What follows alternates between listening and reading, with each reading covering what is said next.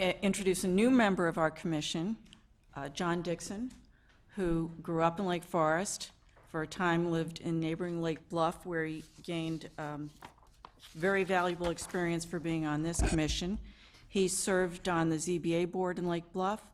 He was village clerk and a village trustee. And having grown up in Lake Forest, he has a wealth of knowledge about the city and will be a strong contributor to this commission. I'd also like my other commission members to introduce themselves at this time. Stephen Douglas. Monica Ruggles. And Commissioner Freeman was expected here tonight, but unfortunately his car is now being towed. So we hope he can join us later.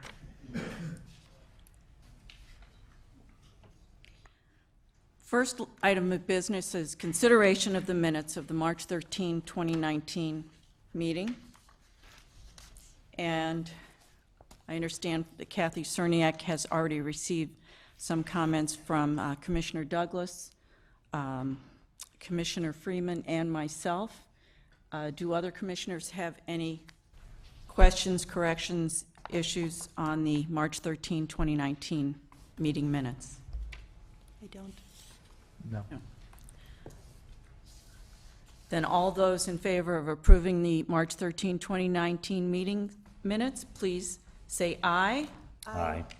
All those opposed? The motion passes. Now we will consider the April 10, 2019 Plan Commission meeting minutes. And I have given a few comments into Kathy Cerniak. Do any other commission members have comments on the April meeting minutes? I do not. I do not. All those in favor of approving the minutes for the April 10, 2019 meeting, please say aye. Aye. Aye. All those opposed? The motion passes. And now we have a fairly full program tonight, so I'm just going to go through a few procedural issues. When we have a petitioner, we ask that they spend no more than 20 minutes with their initial presentation. Then we hear comments from the city and open questions from the commissioners to both the petitioner and the city. When we have public testimony, we ask that each person, and we encourage public testimony, we ask that each person spend no more than 5 minutes. And if you have comments that have already been stated by another speaker, you may simply state your agreement with the previous comments. You don't need to repeat. But since we do have a fairly full schedule, I'd appreciate it if we could keep our comments within those time limits, if at all possible. Our first item on the agenda is public hearing and action for consideration of request for approval of the Mayflower Ravine Planned Preservation Re-Subdivision Plat and the associated special use permit. No additional lots are proposed. The re-subdivision proposes to reconfigure 3 existing lots to facilitate protection and restoration of the ravine. The re-subdivision involves 900 and 990 Illinois Road and 207 Maple Court. Property owners Roger and Sandra Deramiti, Andrew and Ruth Winnick, and Dennis Johnston, with representative petitioner speaking tonight, Roger Deramiti. Thank you, Chairman Kerr. And I should ask if any members of the commission have any conflicts of interest or ex parte contacts regarding this agenda item? No. Okay, thank you. Please proceed. Thank you again, and good evening, commissioners. As was stated, I'm Roger Deramiti, and I'm the owner of 900 East Illinois, where I've lived since 2004. With me this evening, as stated, the other petitioners for the applicant are Andrew Winnick in the back there, who's the owner of 990 East Illinois since 2005, and then Dennis Johnston right here in the front, the owner of 207 Maple Court, where he has lived since 1997. So we're all longtime residents of the area we're talking about. More specifically, As you stated, let me get, there we go. We're requesting a tentative and final approval of the plat for the proposed Mayflower Ravine subdivision. And because it is within the historic residential and open space preservation overlay district, the approval goes through as an associated special use permit. The subdivision is merely a reconfiguration of 3 existing lots for the purpose of protecting the Mayflower Ravine ravine. As you already stated, there are no additional lots being created, no additional density is proposed, and no new development is being planned. In terms of the properties involved, the area is actually bordered on, as you can see in the red right here, but this is then Sheraton Road here, Mayflower Road here, Rosemary up here, and then Illinois Road right there. 900 East Illinois Road, Illinois fronts on Illinois Road. 990, as you see this little spur right in there, has an access road into its property. And then 207 Maple Court, which is up in here, comes down Maple Court with an access easement across 211 and 209 Maple Court. All 3 lots are within the R4 single-family residential district, and as I said, within the HRO and SBD district. Importantly, all these lots were established long before the current zoning code. Maybe to blow things up a little bit easier, here's the current lot configuration. All 3 lots have significant acreage within the Mayflower Ravine, which I've shown here highlighted in the red, which runs through all these properties. The 900 East Illinois property shown here in blue, down toward the bottom, right there, has exactly 4 acres of on this parcel. The 990, shown in the pink on the right, has 3.15 acres. So both of those exceed the 60,000 square foot or 1.4 acre requirement in the R4. And then the third property, 207 Maple Court, shown in the top in the yellow, has 0.936 acres, which is obviously less than the currently required, but a legal lot because it was configured prior to the current zoning. Just a bit of history about each of the properties. My home at 900 East Illinois Road was built by Mr. Henry Rumsey in 1912. He was a commodity trader and Lake Forest mayor between 1919 and 1926, and his picture is right over there. So that's Mr. Rumsey. The house was designed by Charles Coolidge, who also designed Stanford University, the Chicago Art Institute, and the Chicago Public Library, which is now the Chicago Cultural Center. Importantly, the original 8-acre property was subdivided in the 50s, like so many properties in Lake Forest, which led to some of the other properties that we'll talk about. Andrew and Ruth Winnick's home at 990 East Illinois Road was built in 1926. It was actually the last house designed in Lake Forest by the renowned architect James Gamble Rogers. Other homes that he built in Lake Forest include the Farwell's Stonegate, A.B. Dick, and the original Gorton School before it was knocked down and rebuilt. The original 4.25 acres at 990 was subdivided in 1986 into the current 3.15 acres and a 1.1 acre lot, the latter which was more recently developed as on Illinois Road. Importantly, as you saw in some of the previous pictures, the acreage, much of the acreage on the northerly side of Mayflower Ravine is inaccessible from the main southerly part of the house, and that's the parcel we'll be talking about and which I plan to be acquiring from the Winnicks. The Johnston's home at 207 Maple Court sits on a lot that was created in the 1953 subdivision of the 900 East Illinois. And interestingly, the property lines are drawn straight down Mayflower Ravine versus following the stream bed, and that's something we'll be addressing when we talk about this re-subdivision.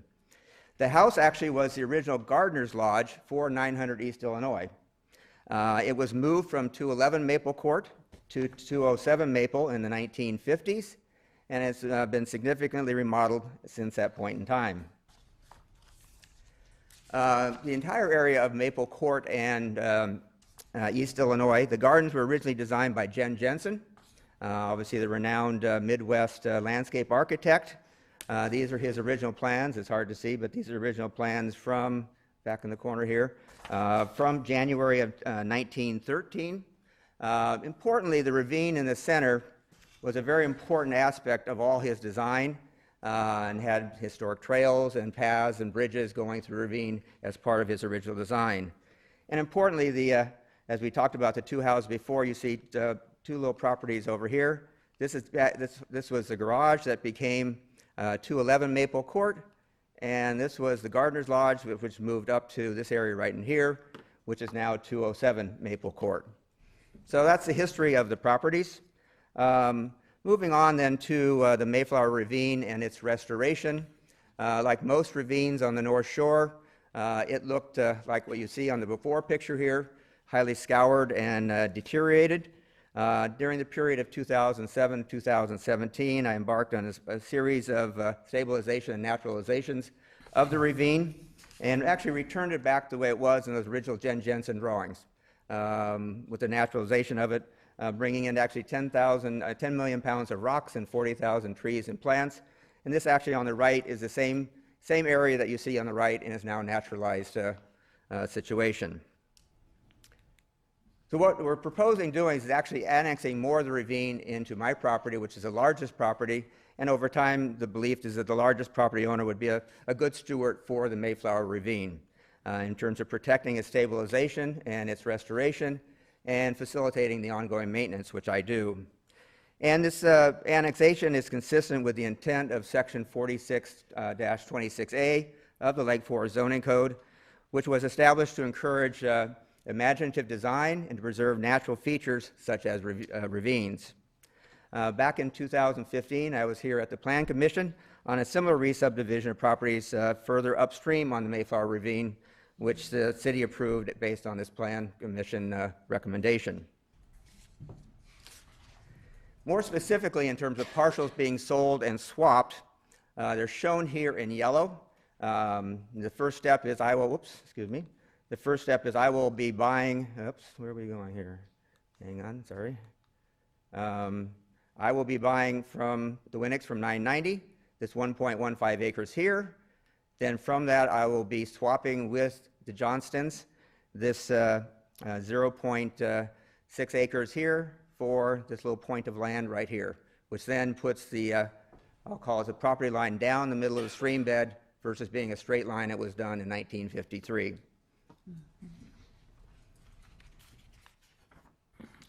Then more numerically, again, we start out with the acreage, as I said before, the 4 acres in 900 East Illinois, the 3.15 at 990, and the 0.936 at Maple Court, for a total of 8.1. And then the series of transactions I said before, leading up to then 900 East Illinois being at 5.2, 990 East Illinois at 2.0, and 207 Maple Court remaining unchanged, obviously reconfigured, but unchanged at 0.936. This then results in this proposed lot configuration. You can see then the blue area is sort of now a long lot for 900 East Illinois, of which then most of the Mayflower Ravine will be within 900. You can then see how 990 shapes up, which will become Lot 2 of the Mayflower Ravine subdivision, and then the final yellow being 207 Maple Court. Importantly, each of the various lots on the ravine will own their edge of the tableland, and then the slope going down into the ravine, and then I control more of the stream bed in the center, and obviously my property along the way. And then this is just the same picture, but the actual proposed plat, drawing up in the plat format that I showed simplified in the previous slide. So as we wrote in the write-up, it's the rationale is no new lots are being created. Each lot is already with a single-family home. The use of the lots remain unchanged. There's no increase in density. And also just doing some math on the subdivision, as you saw, it's 8.1 total acres. The acreage, actually, the ravine area within these 3 lots is 2.644. When you subtract that out, it's 5.44 of tableland, and that still exceeds the acreage requirement for 3 lots within the R4 area. So it still meets that requirement. Obviously, 900 and 990 East Illinois remain conforming, given the 2 acres of one and the over 5 acres of the other. And as already said, the acreage of the currently non-conforming but legal 207 Maple remains unchanged, now with the property having increased tableland and a really more logical property line down the stream line with 900 East Illinois. And all this will benefit the preservation and protection of the Mayflower Ravine subdivision. So in short, the three of us property owners request approval by the commission for the tentative and final plat of the proposed Mayflower Ravine subdivision and its associated special use permit. Thank you, Commissioner. Thank you. Kathy? I don't have much to add to that. I think just to reiterate, no increased density, no development proposed. Primary purpose is really to preserve and protect the ravine. And as Mr. Jeremedy noted, this is consistent with the action, the recommendation of the Plan Commission, and the approval of the City Council in 2015 of a similar subdivision a bit up ravine from this site. The staff does recommend approval of tentative and final plat. And again, as Mr. Jeremedy noted, because this is in the Plan Preservation Overlay District, the approval mechanism is a special use permit. So that's simply the tool used to create the ordinance that would ultimately approve the subdivision. Thank you.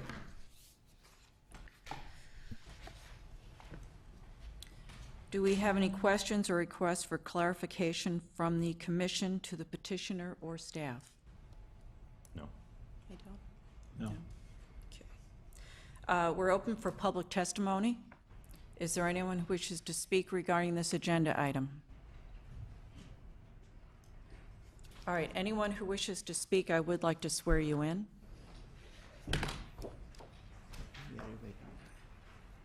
If you're going to be speaking on this agenda item, okay.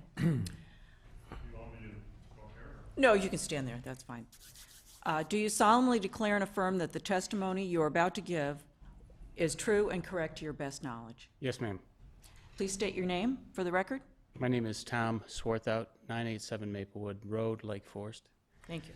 I am an adjacent neighbor of the three parties. I am thrilled to be here and in strong support of the project. My home is at the end, backs up to the new parcel that is being created. My wife and I built a house about 25 years ago on the ravine. We have been the big beneficiaries of the ravine. A very special place. Our property is right up against the lot line, and so Roger has done a spectacular job. People who haven't had a chance to just drive down Illinois Road now will be stunned by the efforts that this young man has taken on. You can find him not in this attire on most days. He's in the ravine, pulling the rocks and doing a lot of the grunt work himself. I've been overwhelmed with the progress that he has done in taking this on. We're just extremely fortunate to have him as a neighbor, as a friend, and all three of the parties. So we strongly support the project, and we wish him luck. So. Thank you. Now, would you please state your name for the record when you're up there? Certainly. Kurt Thorson, 210 Maple Court. This is the first time I've been up here, but I had thought this was as much about Lot B. And first of all, I would say that all the things that have been done to the ravine, I'm 100% behind. I mean, that you've done some beautiful work. The concern I have is there was some bulldozing work in what appeared to me to be Lot B. It looks a little different on here, and maybe that's a different lot, 4 and 3. But there was some of the underbrush was cleared out and some dirt was moved. And what seems to be happening in my lot is the water is increasing in that would be the eastern side of my lot, right on the cul-de-sac. So I'm not sure whose bulldozer it was. I'm not sure who did it. But certainly it seems to have a negative impact on water retention in my lot. In fact, when it's raining, my front yard is probably ankle deep. So I've been putting a pump out there to clean it out. So I I'm not necessarily in disagreement with what's happening. I think work on the ravine is fantastic. I'm just trying to figure out who had a bulldozer back there and did it change the water and where it came from in my yard. I can see ponds where I never did before, so that's what I'm trying, that's why I'm here. And, Mr. Thorson, have you spoken with Mr. Deramiti about this? I stopped by a couple times and never really saw him. I don't know Mr. Deramiti. I'd be happy to talk to him, but I talked to the Skinners a little bit, and then I saw this come up, so I thought I'd come in and ask the questions. Happy to chat with you. I think I would have done on the table then. I've been down in the ravine. Yeah. Oh, so it's not your bulldozer? Mr. Deramiti, could you go to the podium so we can hear your comments, please? Sure, no, you're up by the Skinners, is that where you're up over here? Yes. Yeah, I've not been up in that area whatsoever, so I have no idea. Well, somebody's got a bulldozer back there, so I'd assume you need a permit or something to That's- get back there with the bulldozer. So I'm guessing that's a concern, or should be, for you folks, right? Or for the, if it's not this gentleman, and I don't have any reason not to believe that, somebody's got a bulldozer back up there and has changed how the water flows from a pitch standpoint. Or at least that's what it appears to me. Now, it's been a very wet year, but certainly I watched the bulldozer back there and it's pushed dirt up here and there. And so that's what I'm trying to figure out. That's why I'm here. Is the bulldozer there today? No, When did this occur? a month ago. So Month and a I half? would ask to see if there's any work of record from the city.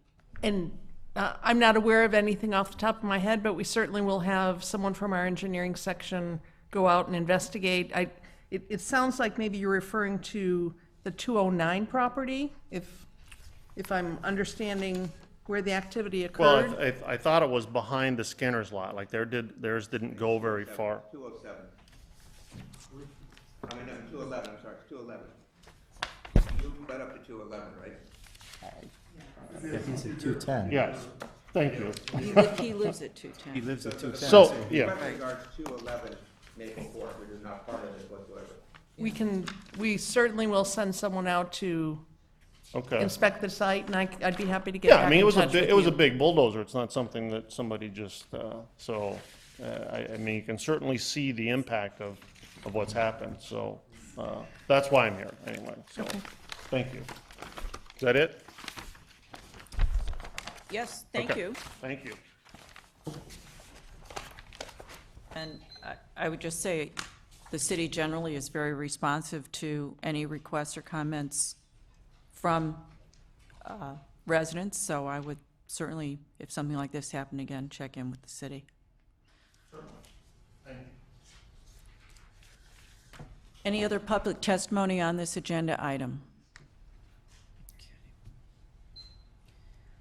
Now we have an opportunity for final questions from the commissioners. No questions? No questions? No questions other than to say that I'm sorry I haven't been able to do a site visit out there. It sounds like it's beautiful. I did have the opportunity. Thank you, Yeah. Roger. I did have the opportunity in 2015 to visit the site, and it's remarkable. It's beautiful, and I would agree with your neighbors. We're very thankful for the work that you've done. Any comments from staff? Then I would entertain a motion.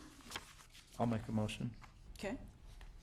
Motion to approve the petitioner's request presented here tonight. And that would be as outlined within the staff report. That is correct. Okay. His second? Second? Any comments or questions before? All right, all those in favor of approving the tentative and final approval of the Mayflower Ravine subdivision plat, please say aye. Aye. Aye. Aye. All those opposed? The motion passes. Thank you very much.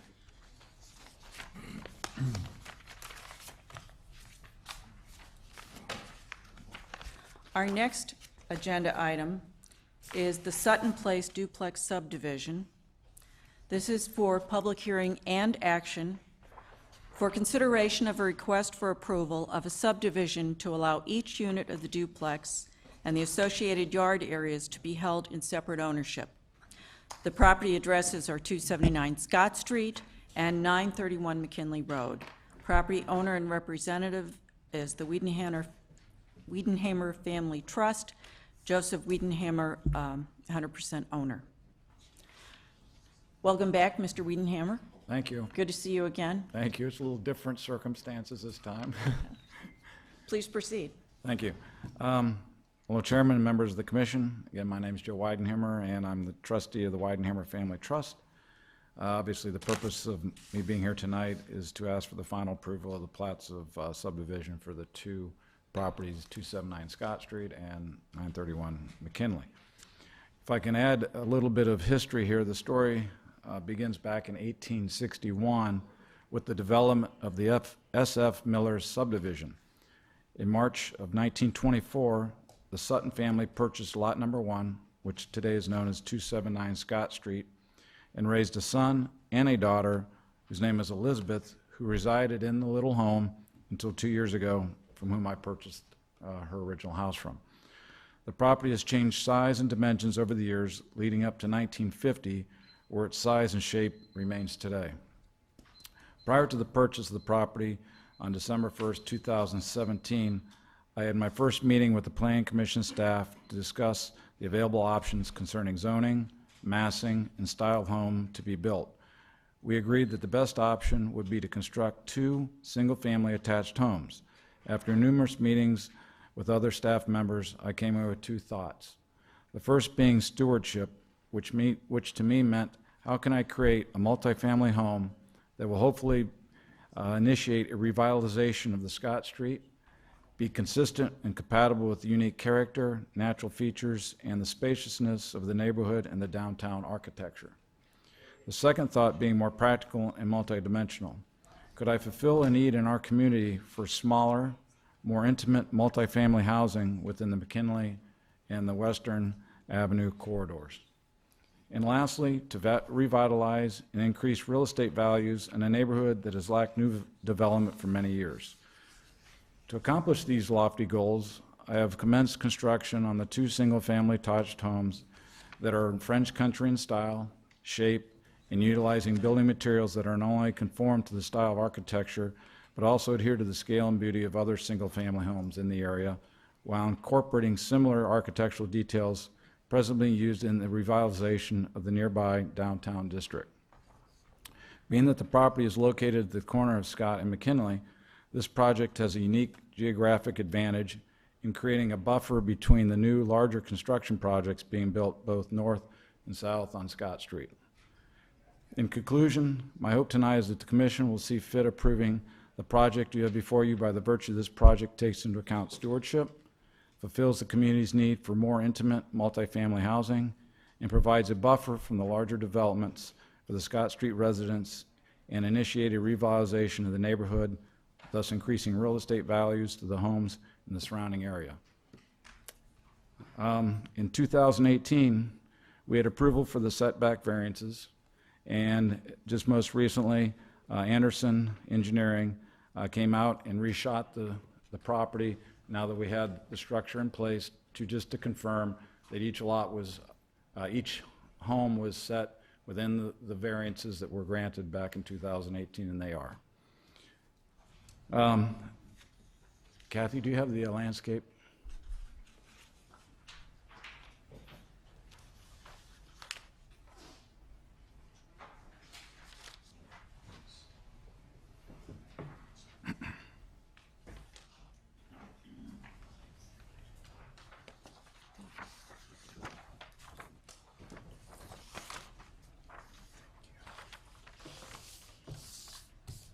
And if McKinley would be at the bottom of the sheet, I know there's been a couple concerns. In fact, even Kathy had a concern back during the drawing of the landscaping plans that the McKinley address obviously has a garage that faces McKinley.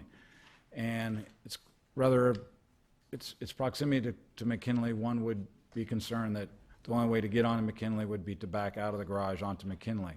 If you notice the little scalloped area there, I've created a turnout or turnaround that's approximately 8 feet going to the south, which goes over about to the edge of where the opening of the covered porch is, and then it extends towards McKinley 14 feet. So if you back out of your garage and back into that turnaround, you'll have plenty of room to pull forward and turn left and go out McKinley straight out. The other concern would be the material that I've chosen to use. Obviously, brick aprons are required, which it will have. And I'm going to be using 2 rows of soldier course brick pavers along the edge of the driveway. And the material for the driveway will be a crushed stone. And the brick pavers will be at an elevation such that it'll retain the crushed stone within that envelope, so as not to have stone going out onto McKinley during snow removal, et cetera. Let's see. That's all I have. All right, thank you. Sure. Before I ask for Kathy's comments, I do want to ask commission members if they have any ex-party contacts or conflicts of interest to report at this time on this agenda item? No. No. Okay, thanks, Kathy. Please proceed. Just a few comments. This has been a unique property, and because of that, it has gone through a convoluted approval process, and thanks to the petitioner for his patience. This was before you April of last year. At that time, you did see a tentative plat of subdivision, endorse the setbacks, recognizing that it's a lot that's unusual in that all of the lots fronting on McKinley Road at one time extended across the road because McKinley was right up against the railroad tracks, so all of those properties are foreshortened. At that time, the Plan Commission approved tentative approval and asked that the final plat come back once the house was actually constructed to assure that the plats that were reflected on the final plat matched the house that was actually constructed. So this plat does match those setbacks as discussed in April of last year. In addition, this plat creates each duplex unit and the surrounding yard in a separate ownership. Often duplexes may be held in a single ownership and one being a rental. In order to allow separate ownerships, a subdivision is required. This plat in front of you does achieve both of those. So if you choose to do so, it will be appropriate to recommend approval of the final plat of subdivision to the City Council. Thank you. Thank you. Now I'd like to open it up to questions from the commission members to the petitioner and/or staff. Commissioner Ruggles. I don't have any questions. I thought the staff analysis and the petitioner's presentation was adequate. Thank you. Commissioner Dixon. I would concur with Commissioner Ruggles. No questions. Commissioner Douglas. Yeah, I wasn't on the commission for the earlier phases of this project, but jumping in at this point, this seems completely logical to me, and I have no questions. I have one question for staff, in that it's a bit unusual to have, under the subdivision boundary, a distinction between the ground floor and the second floor. How did that come about? In condominiums, actually, it's not that unusual, but because of the configuration of the house, we do have a first floor plat and a second floor plat. But again, we see that routinely with condominium buildings that have multi-levels. And I think it's just a virtue of the tight site and the desire to provide interior space that was balanced in both of the units. Okay. And I do want to thank the petitioner for making that adjustment on the parking radius. I did raise that last year. And having had young drivers on McKinley, I appreciate it. The crushed stone still gives me a little concern, but if it's met the approvals of the city engineer and such, I would go along with that. the city is responsible for the maintenance on McKinley, so we want to make sure the crushed stone stays up in your area. Will Great. do. Mr. Wiedenhammer, it's a very interesting looking property. Have you seen it recently? Just in the last week, I've Oh, good. Okay. Yeah.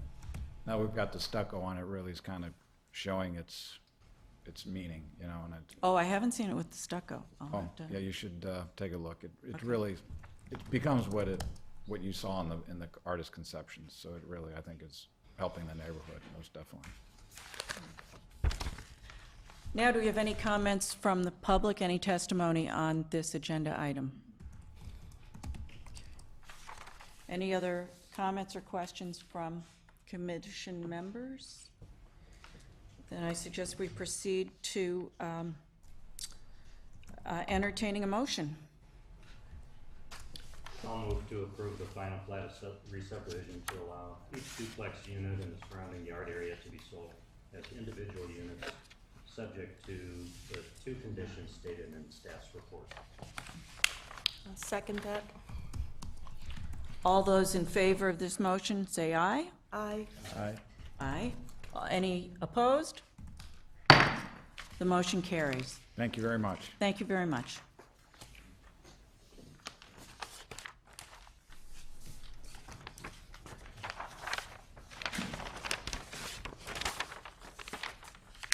Our next agenda item, and actually the next 2, involve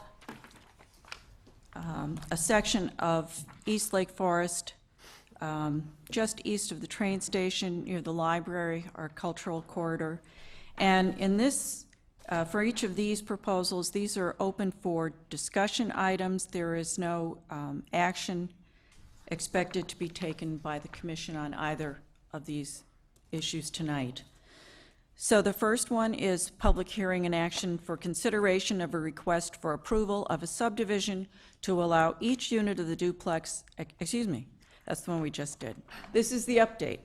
An update on concepts and discussions to date pertaining to Phase 3 of the McKinley Road redevelopment. They'll be presented for the commission and for public input. No commission action is requested at this time. Property owner, 361 Westminster LLC, 50% Peter Whitmer, 50% Todd Altunian, and the representative tonight is Peter Whitmer, architect and local resident. Mr. Whitmer, please proceed. Great, thank you. Well, thank you for the opportunity to present what we have to date. We were here, this is just the last, oops, sorry about that. Last site plan that we had at the last meeting, and when we got the Phase 2 approved. And just give a little update on that. We have torn down the house to the south of Phase 2 and are moving forward with that, and it's going pretty well. We're just finishing some details and should have a building permit for that pretty soon. What the commission had asked us at the last meeting was to really develop Phase 3 altogether, and not to do it as 2 individual phases, and to see the possibilities of it. So, and talk to the neighbors and get some input from them and see what we come back with. And so what we wanted to do, we did that, and just kind of walk you through the process where we are today and what we're looking forward to moving forward. What we did first was talk to the neighbor adjacent to it. So that would be the property just to the east on Westminster. And we came up with a scheme to incorporate that property into the development and what that might look like. And this is a scheme A. This is a sketch of the possibility of what that could be. And we thought if we incorporated that, we might have another condominium building that would wrap the corner, something like this, so that we'd have a building behind it that would still preserve the open space to the south, which we talked about, and then a building to this. So with this plan, we went to the most adjacent neighbors that would be most affected, and they were not in support of this plan. And so we said, okay, well, this probably wasn't going to work in terms of getting cooperation with the neighbors, and so we moved on to another plan. And the next plan that we thought about was the possibility of having a transition between the neighbor to the east and having a duplex building in the easternmost parcel, still incorporating the property to the east into the development, and then having a larger building, condominium building, to the west that would be adjacent then to the access drive, and then the other condominium building just east of our phase one. We presented this and really didn't get support from either any of the neighbors on this either. The neighbors that were affected about this didn't feel that this was appropriate for their properties, and the owner of the eastern property didn't feel it was in his best interest to present this or to move forward with this. So with that information, we thought, well, let's look at another scheme. We originally, this is just a streetscape of what we were studying the streetscape at the same time. So this is looking down on Westminster. This is the 333 building, the attached 351. This would have been a condominium building with 2 stories with a third story and a roof element, a duplex, and then it would step down to the 401. This is the drive back to the 2 flag lots that are behind that. Looking across the street, this is just a scale of the residents starting up at McKinley, working your way east, just to show the relationship of the scale and how that might work in the streetscape. So we wanted to study that and think about that while we were working on this. So then we thought, really we need to go back and just stay within the property that we control. And while we had a pretty large density to work at, we thought that it really, in understanding the scale of the neighborhood and how the impact of the structures would be in the Westminster streetscape, we've come up with this third scheme, which we call Scheme C, which again protects what we had talked about and planned in the Phase 2 development, was the open space to the south, a building behind our Phase 1, and then a duplex that would face onto Westminster in terms of that scale. So we feel like this is a streetscape of the possibility of how that massing could work, where we have the 333 building with its attached residence, the duplex residence, the existing 373 Westminster building or house that's just immediately to the east, and then the one further along up on the east. And then this would be a section through basically the private drive going north-south. This is our, this would be the new condominium building. That would be the libraries on this side. That would be what we call the 715 building. The 361 building would be the duplex, and then this would be Westminster, and then this would be the scale of the house over at 360 to try to think about what that was.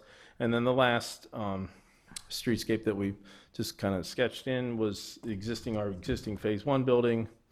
What we would see is the new 715 building, and then this would be the 2 neighbors on the flag lots behind Westminster, the 385 and the 403. So these were studies, and we really think that this makes the most sense in terms of moving forward, in terms of its relationship to the street on Westminster, and to the neighbors to the east. I think a lot of the neighbors are here tonight, which is great, so that they can voice their concerns and put that into our mix and come back with you with a project that seems to make a lot of sense. So we look forward to hearing what you have to say about this and finding some direction and moving forward with the project. Thank you. Thank you. Before asking for any questions from the commission, are there any ex parte contacts or conflicts of interest to report? Other than knowing Mr. Whitmer and Mr. Altooni and myself personally, but no business. Okay, thank you. So we will open it to questions, and Commissioner Dixon. The proposal that, Proposal C, calls for, that you have up on the screen now, calls for the, just for clarification, as I understand it, that's Phase 3 that we're talking about, is that correct? Correct. And the Scheme C here is for a duplex that faces Westminster there, the first structure, and then the other building behind it. Correct. And Phase 2 has already been approved by this body, is that correct? Yes. Okay. And this is the presentation, Mr. Whitmer, that you're wanting, ultimately you think that this is the one that, with input that will come out, I'm sure, here later, this is the proposal that you're looking to this body to approve, the duplex facing Westminster and the building behind. That's correct. Okay. Thank you. I don't have any other questions for right now. Okay. Commissioner Douglas? Yeah, if you could put back your streetscape of Westminster looking south. So is that the, Yeah, this would be the 333. okay. So could you clarify the massing of 361 versus the existing 373? Is, get a little more detailed about it. Are they both 2 stories plus a roof? That's what we're thinking, that the 361 will be a 2-story structure with a roof on top, and that the existing 373 is a 2-story colonial. Its floor-to-floors are probably less than what we're thinking, and it's also lower than, in elevation-wise too. To our site on the 361 site, it's above the site.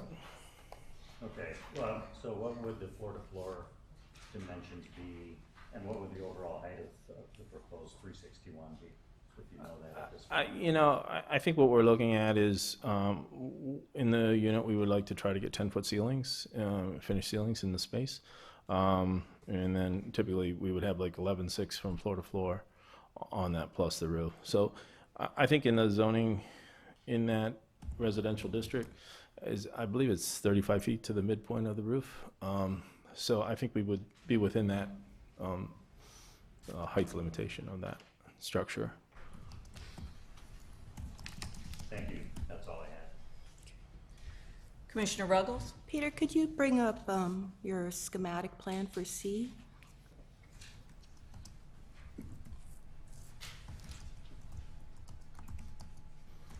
So looking at that plan, for the building that's furthest to the south, your diagram looks like that building is extending southwards into what we were thinking was a potential open space, and it's projecting past the roadway.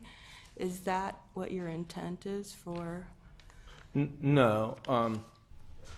Our intent is to follow exactly what we had talked about in the meeting, which is basically following the edge of the building would follow the edge of the sidewalk on the on that. And one of the things that we talked about was, creating the access point down that is the visual access point to that, so Right. that we would, would fill it from the edge of the sidewalk. But we're having in the same location as what we talked about in the planning commission. I do recall that conversation. I also know that as a board, we discussed the importance of having that open space. So I think when moving forward, as the plan gets developed, I think it's important to keep as much of that open space as possible and not infringe upon it with that third building.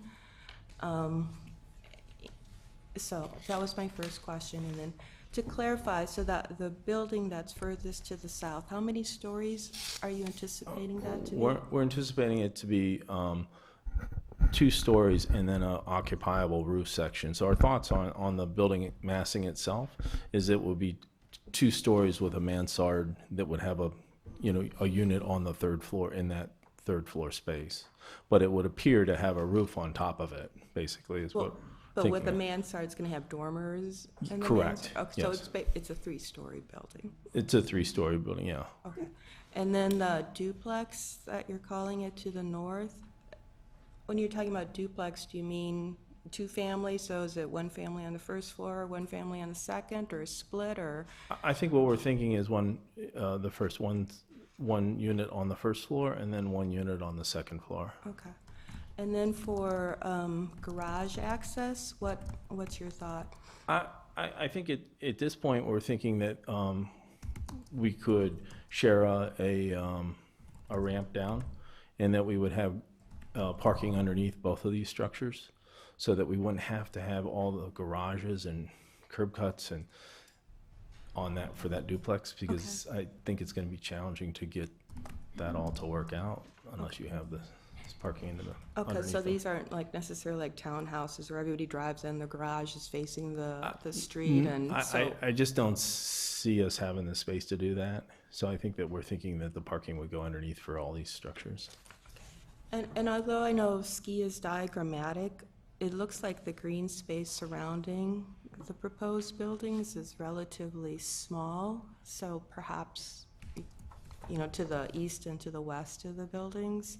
So perhaps you could consider the width of your units to allow more green, because that's part of the recommendations from the ad hoc committee is to have a, meaningful open space. So, 5 foot of open space, in your backyard is not necessarily meaningful. What we're thinking is 15 feet Okay. of open space. So it would be 3 times what would be the required setback in the other 2 zoning lots for that is what we're thinking. So I think, I would agree with that. Yeah, I think that we're thinking it like a 15-foot setback for the buildings. Would that be on both sides of the building? On the front side of the building, I think we would be a little bit tighter than 15 feet. So when I say front side, I mean the east side, just a. East side is the 15 foot. Yeah, I'm sorry, on the west side of the property. The what is on the east side would be the 15 feet. What would be on the west side will be a little bit tighter than that. We are somewhat limited in the width of the building to get a garage that has single parking on one side to drive in and turn. Right. So the dimensions of it are a little bit tight. We're trying to maintain the same landscaping that we have on the other buildings between the streetscape and the face of the building. So is that the ramp down in between the buildings to the parking garage? That's what we're thinking, yes.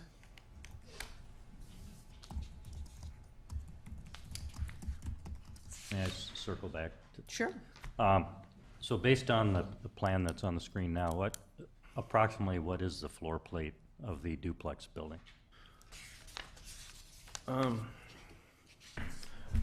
I think it would be, I'm not really sure. I think probably around 3,500 square feet, something like that. I'm sorry, again? 3,500, I think, something like that, to 4,000 square feet, something like that.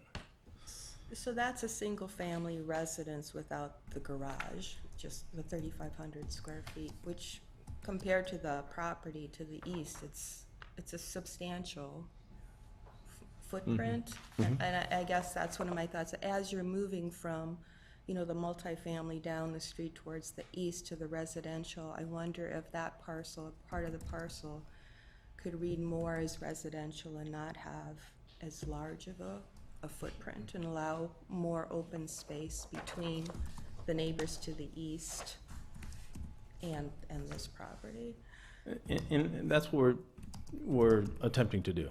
I mean, that's it. One of the things that I think is challenging is the density of what we've been approved in terms of the density, and what we have is already a 50% reduction in what is approved.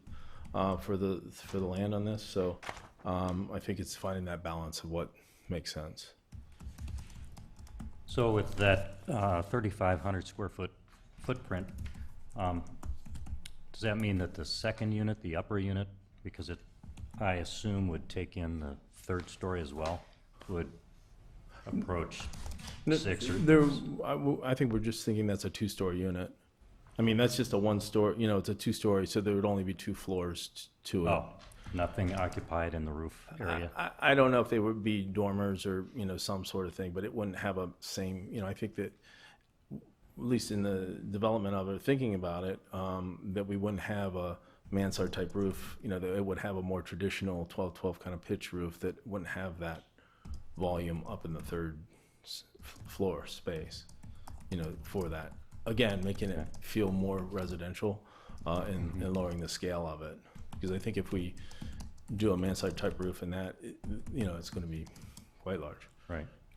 yeah.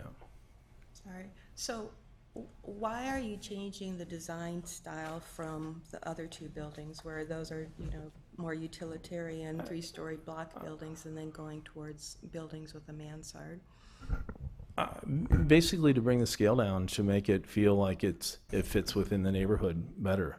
Where the other 2 buildings face McKinley and then face across the street to Western, which are more, and so these are our back buildings. And so I think it's appropriate that we're thinking that to make them out of the same materials, out of brick and limestone and those kinds of materials, but to change the structures so that they would be like buildings in a traditional sense, that they would be in the back parcel, and therefore they would change the overall structure, and that we could keep the height down more, to step down to the neighborhood. So is this more like a French gray stone type of walk-up type of architecture? I think we're working through that. I mean, I think we're thinking that these will not have rooftops on them, so that they wouldn't, because I think that, again, that just makes them that much taller. Okay. That we would have balconies, outdoor space, that on the 3rd floor that would step back to make them appear like a 2-story building, is the thought process on that, for that. Does the opportunity to have one more unit underneath this newly designed roof help compensate for the cost of the underground parking? Yes. I mean, the whole thing is that how do we make units that are desirable? How do, and I think that by having all the other open space that we have it, so we're trying to make the buildings look as small as we can and still have enough, size and get enough units in them that it makes it economically, possible to put the parking underground and have the open space and landscape all the other pieces to it. So I think that in some ways you're right, yeah. Well, I agree with Commissioner Ruggles that a mansard roof seems a bit different from the 2 buildings that are already approved and phase 1's now done. I had some other questions. We talked in the last meeting about a focal point in this 3rd building that would help connect it to phase 1 and phase 2. Have you given any additional thought to that? I think in the development of the elevations, we're thinking of that, yes. That it would have a gable end or some sort of idea about center or columns that tie the thing together. What we'd like to do is get some understanding of where we are in the massing and the setbacks and the size and scale of this and get your inputs, and then we'll develop those ideas to do it. I think that it's, one person's idea of a focal point is different than the others. I think that it makes sense that visually there's a gable end, a pair of columns, a fountain doesn't make a lot of sense, those sorts of things. But I think that having, a building segment that's centered on that as you look down the alley, or the driveway, on that is what we would develop in terms of that elevation and make sense of that. The building on Westminster, the house that's attached to 333, what's the height on that? 351? 351. It's a 2-story with a roof that's within the 2nd story. I would say I don't, I mean, scale-wise, I would say it's probably 35 feet tall, something like that. So it would balance, whatever was constructed at 361 would balance out against 351? That's what we're thinking. That, you know, the other thing is that it would, maybe that we'd have a porch element or an entrance element that matches or that has some sort of idea about entry, just like the 351 building has the porch as an entrance piece as on the first floor level. So, you know, those are some of the ideas we're thinking about. So if you built a duplex at 361, it would match the overall streetscape of Westminster on the north side of Westminster? Correct. Okay. That's Whereas our goal. 373, at this point, it's kind of odd man out. It's set back quite a bit. That's correct. In its current state, it is, yes. You had put in your slides a couple of, one or two new suggestions. Could you run those by us again, please? Sure. Because they're not in our packet. This is Scheme B, which has basically the idea of this building that we talked about, a duplex here, and then a larger condominium building here. It was the Scheme B. And then the first scheme was to put a larger condominium building, one building in that with a drive off of Westminster. And the circular drive would help alleviate some of the traffic on the alley.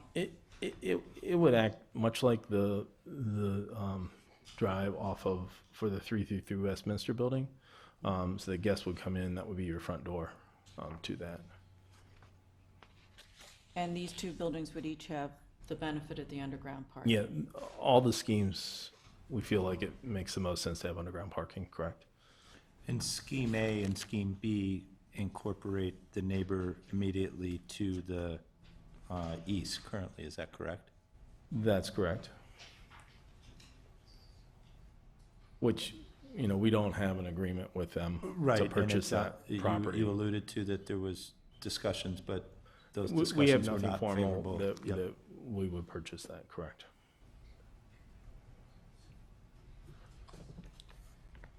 Any other questions from the commission members? Kathy, did you have any comments you wanted to make on this? Not at this time. Thank you.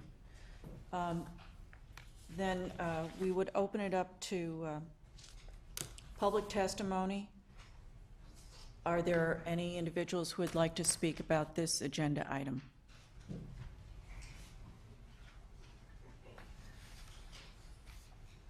Okay, would you please state your name, and then I need to swear you in. Yes, I'm Maura Connolly. I live at 385 East Westminster.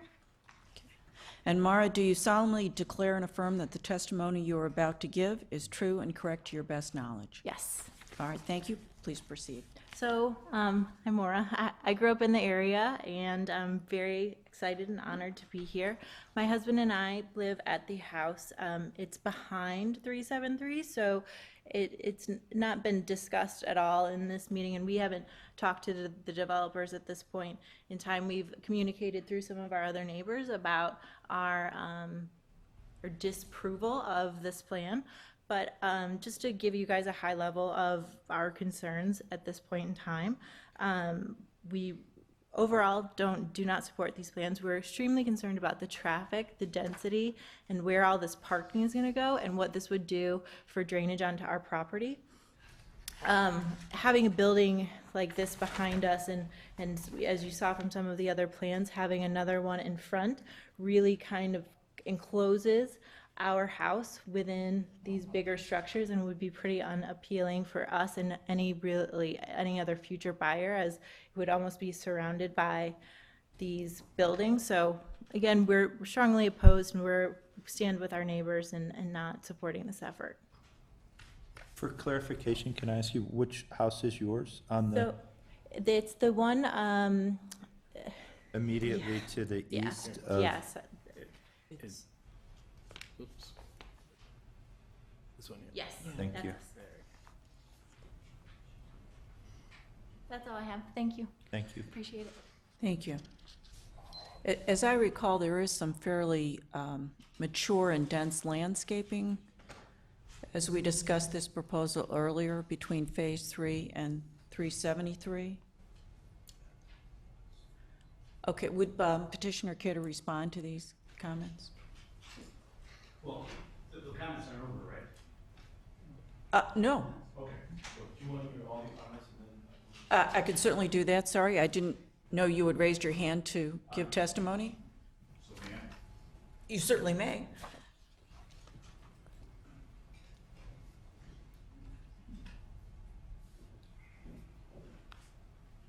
Mr. Donovan, do you solemnly declare and affirm that the testimony you are about to give is true and correct to your best knowledge? I do. And will please state your name, full name for the record? My name is Doug Donovan. I reside at 373 East Westminster, immediately to the east and north of this conversation, which I imagine you might be aware. So I've just been listening. I didn't have prepared notes. I've just tried to come in here and understand what a communication meeting is about.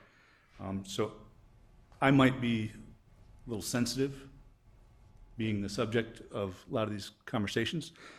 So I feel like I just not prepared a rebuttal and talk about the things that I think are wrong with it.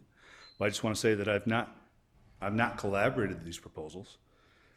That I object to how they're presented.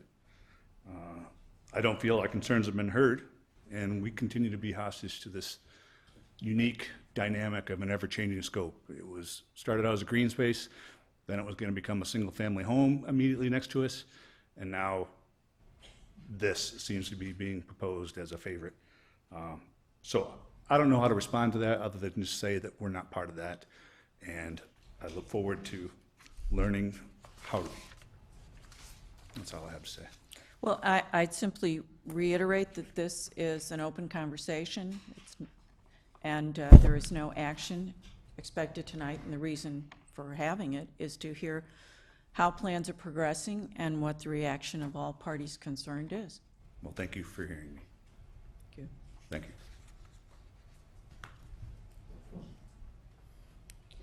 Are there any other members of the public who would care to give testimony? If there's anyone else thinking about it, I'd be happy to swear them in at this time as well. Okay. Do you solemnly declare and affirm that the testimony you're about to give is true and correct to your best knowledge? I do. And please state your name for the record. I'm Jeff Tarosian. I'm here with my wife. We live at 401 East Westminster, which is the house on the south side of Westminster and the upper right portion of the map there. So, To the east of the driveway of, to the east of the flag lot driveways. Yes. Correct. East of Mr. Donovan. Correct. So obviously, we've had some discussions with the developer. We were presented the proposal for Scheme A. We and all of our neighbors have uniformly rejected that proposal. We were not submitted or shown Phase or Scheme B, but we are against it wholeheartedly. We are against any development of the Donovan property into anything other than a single family, which is what it's zoned today. And we are against Scheme C, although we've not been presented that until tonight. It's a surprise to all of the neighbors sitting around us to see that for the first time tonight. This is an incredibly important area. I can't tell you how many people stop us on the street to ask about this area. Even if you don't live in this area, this is critical to this town. It is the historic district. Obviously, when we move into a place, we expect zoning laws to be upheld. But when you move into a historic district, you're expecting even higher level of sanctity to that area. And I think a lot of people move into this town, not just this district, with the idea that this district will stay as is. We moved into our house 5 years ago. I've lived in Lake Forest 30 years. My wife was born and raised. Her father still lives in a Shaw house on Illinois. Our house is designed by Jerome Cerny. That gentleman over there's mother built it, Mayor Mabbitt. So this is a very important part of the history of Lake Forest. The house across the street was Mrs. Mabbitt's brother's house. It's a historic district, it's important, and it's so important that when the Historical Society building was torn down pursuant to this project, Art Miller, who's the renowned historian of our town, testified and said, we better be really careful about what we're doing here, because that was not an architecturally significant building, but it was a historically significant building. It was lived in by the first African-American police officer in this town. And we tore it down contrary to municipal ordinance without a planned structure to replace it. And Mr. Miller said at that testimony, we better be really careful about what we're doing here because we're setting a precedent, tearing down a historically significant building without a plan. And a lot of the frustration with the neighbors in the room here tonight is lack of communication, the lack of understanding of what is happening to this Phase 3. It's now called Phase 3. It was originally called Phase 3 and Phase 4. There has not been a lot of transparency to this aspect of the phase. And we're concerned about classic project creep. Originally, this project was designed as part of an ad hoc committee to ensure that east of McKinley, the area there was going to be more residential housing, multifamily, and have the office space be west of the train station. That was the part Phase 1, Phase 2. As part of that plan, they decided, well, maybe we tear down the Historical Society building and make that back lot a cultural corridor. That's what was being discussed. This is not a cultural corridor. This is a back alley with a bunch of block buildings with very little green space. There is nothing cultural about that alley. And there is nothing that would make someone move into this town to be near that. This town is historically significant and historically designed. It's not just a bunch of buildings that have a bunch of multifamily housing in it. You can get that in a lot of different places. So don't think that just the people in the room here care about this. The Westminster streetscape is historically significant and critical to this town, and we do not believe it should be developed in this fashion. And I will say, I would not assume that what I'll call Phase 4 has to be a building. I've searched through the minutes of all the different committees. I've watched the videos of all the different committees and the city council meetings. And nowhere in any of those hearings, as far as I can find, has there been approval for an actual building on Phase 4. So to design this building in order to satisfy a developer by committee with a bunch of people who haven't seen any of these plans is really just inappropriate, because what is happening is they're asking for a lot, whittling it down, and we all think we're winning by getting that building there. No building needs to be there. All the city council said was that let's have that lot be part of this overall development.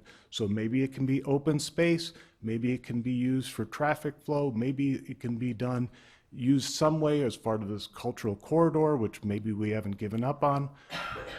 But we shouldn't assume that needs to be a building. We shouldn't assume that all of that needs to happen. It's nowhere been reflected in the minutes, and has not been approved. Mr. Terosian, to my recollection, we've had at least 5 meetings regarding Phases 1 and Phase 2. And I personally reviewed each of the prior ones. You're correct, and there was no approval given because we wanted to see how the initial buildings developed. But from the very beginning, a duplex, a single-family home, some townhomes were in the discussion mix from the very beginning. Well, from And the I very do beginning, it was a want- single family. I certainly understand and appreciate your views. I just want to make clear what the Plan Commission has given a thorough review to. Yeah. And I'm not saying, if you take my comments as casting aspersions at the Plan Commission, please do not think that, because that is not what I'm doing. I just This want is to an reiterate. example. You said we haven't been open, and yet each meeting, the agenda is published, people are invited to attend, and this meeting was specifically called with no action intended so that we could continue to hear the thoughts of the neighbors and on a development that will impact them as well as the greater city. So, you know, we have no preconceived notion yet, except I agree with Commissioner Ruggles, we want to preserve the increased open space, increased from the last meeting, and we had 2 meetings to discuss that, which was in keeping with our initial intent. So we're still very open-minded. I very much appreciate that. I very much will be at every meeting. We've tried to make the meetings. We've been watching them online. I will say I'm not being critical at all of this commission as to its transparency. The lack of transparency relates to the fact that we have a building torn down. We have a contract with the city, which was not heard. We have a plan, we have no plan for those 2 lots right now with a moving target. That's the lack of transparency. I'm not saying these meetings weren't properly called. I'm not saying that we're not having this discussion tonight. We are having this discussion tonight. And you've had the discussions on phase 1 and phase 2, but the fact remains, we tore down a building outside of ordinance without a plan. And today there is still no plan, and it has the entire community, not just this streetscape, but the entire community upended and trying to figure out and design by committee to make a developer be able to build a building there when that has not been approved. That building, or any building on phase 4, has not been approved. It was originally going to be a single-family home. That was the master plan that was approved, single-family home. And then the city council had another meeting and said, we are going to, outside the master plan, it was not amended officially as part of a meeting, outside of the master plan, we are going to allow the developer to close on that property, phase 4, and build and incorporate that into whatever plan they come up with. There were some other reasons for doing that. I would like Kathy Cerniak to please address the condition of the historic society building. And also maybe the history of briefly of the master plan and what was at least discussed at that point. Sure. Do you want to finish public testimony, or? I have nothing So further. it's not a Thank you. conversation? Okay, thank you. And we do welcome public comment, but I do want to make sure that the record is straight about how things occurred. Do you want to finish public comment, or? Why don't we, maybe? Okay. Looks like someone else is. And I believe you did swear I did, in. I Would you did. please identify yourself for the record? My name is Nancy Edelman, and I live at 1190 Old Mill Road in Lake Forest. And I really just have 2 fast questions. I'm curious to know, in this conversation this evening, how many units are going to go in the big building that you're proposing? You've got the duplex, and then you've got the 3-story mansard roof building. How many units in that you're proposing? It would be 6 in that. 6 units in that. And my other question is, I seem to remember somewhere there was a conversation about 4 townhomes being on that property. In other words, now you've got a duplex and then the 6-unit building. Was there a conversation at some point that it was just going to be 4 townhomes, or did that get scrapped long ago? I think probably in the very first, when we're overlooking, trying to decide where the Right. roads went and all that, Mhm. we may have shown, actually, I think it was 8 townhomes. 8? Two different pieces. I think, and the reason we're not building townhomes is because the marketplace really isn't buying townhomes, Mm-hmm. is the thought process of that. But the duplex it would be different because you'd do a first level and a second level. Okay, I was just curious how many they were planning for the second.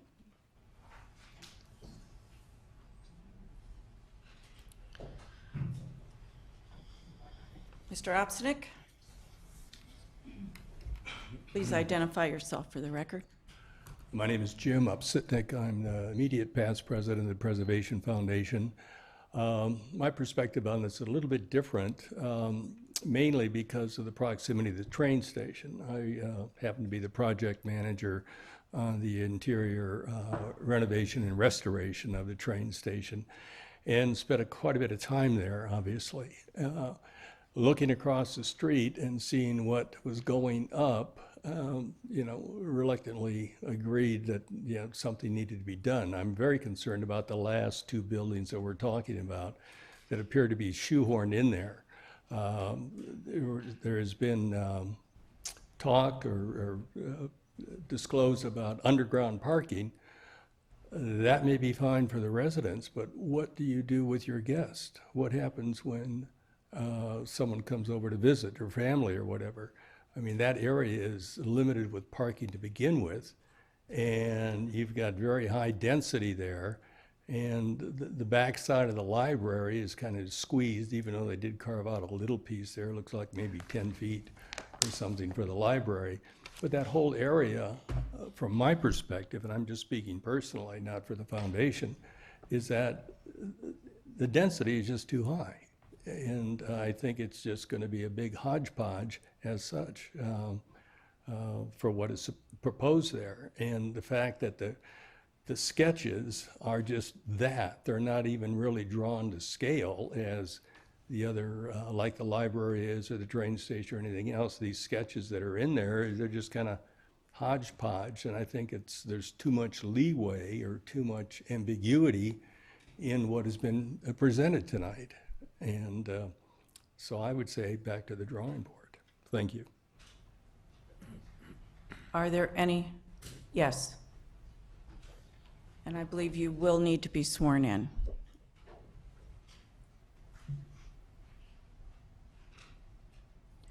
Do you solemnly declare and affirm that the testimony you're about to give is true and correct to your best knowledge? I do. Please state your name for the record. My name is Leslie Lardino, and I live in 351 East Westminster, so just directly from Phase 3.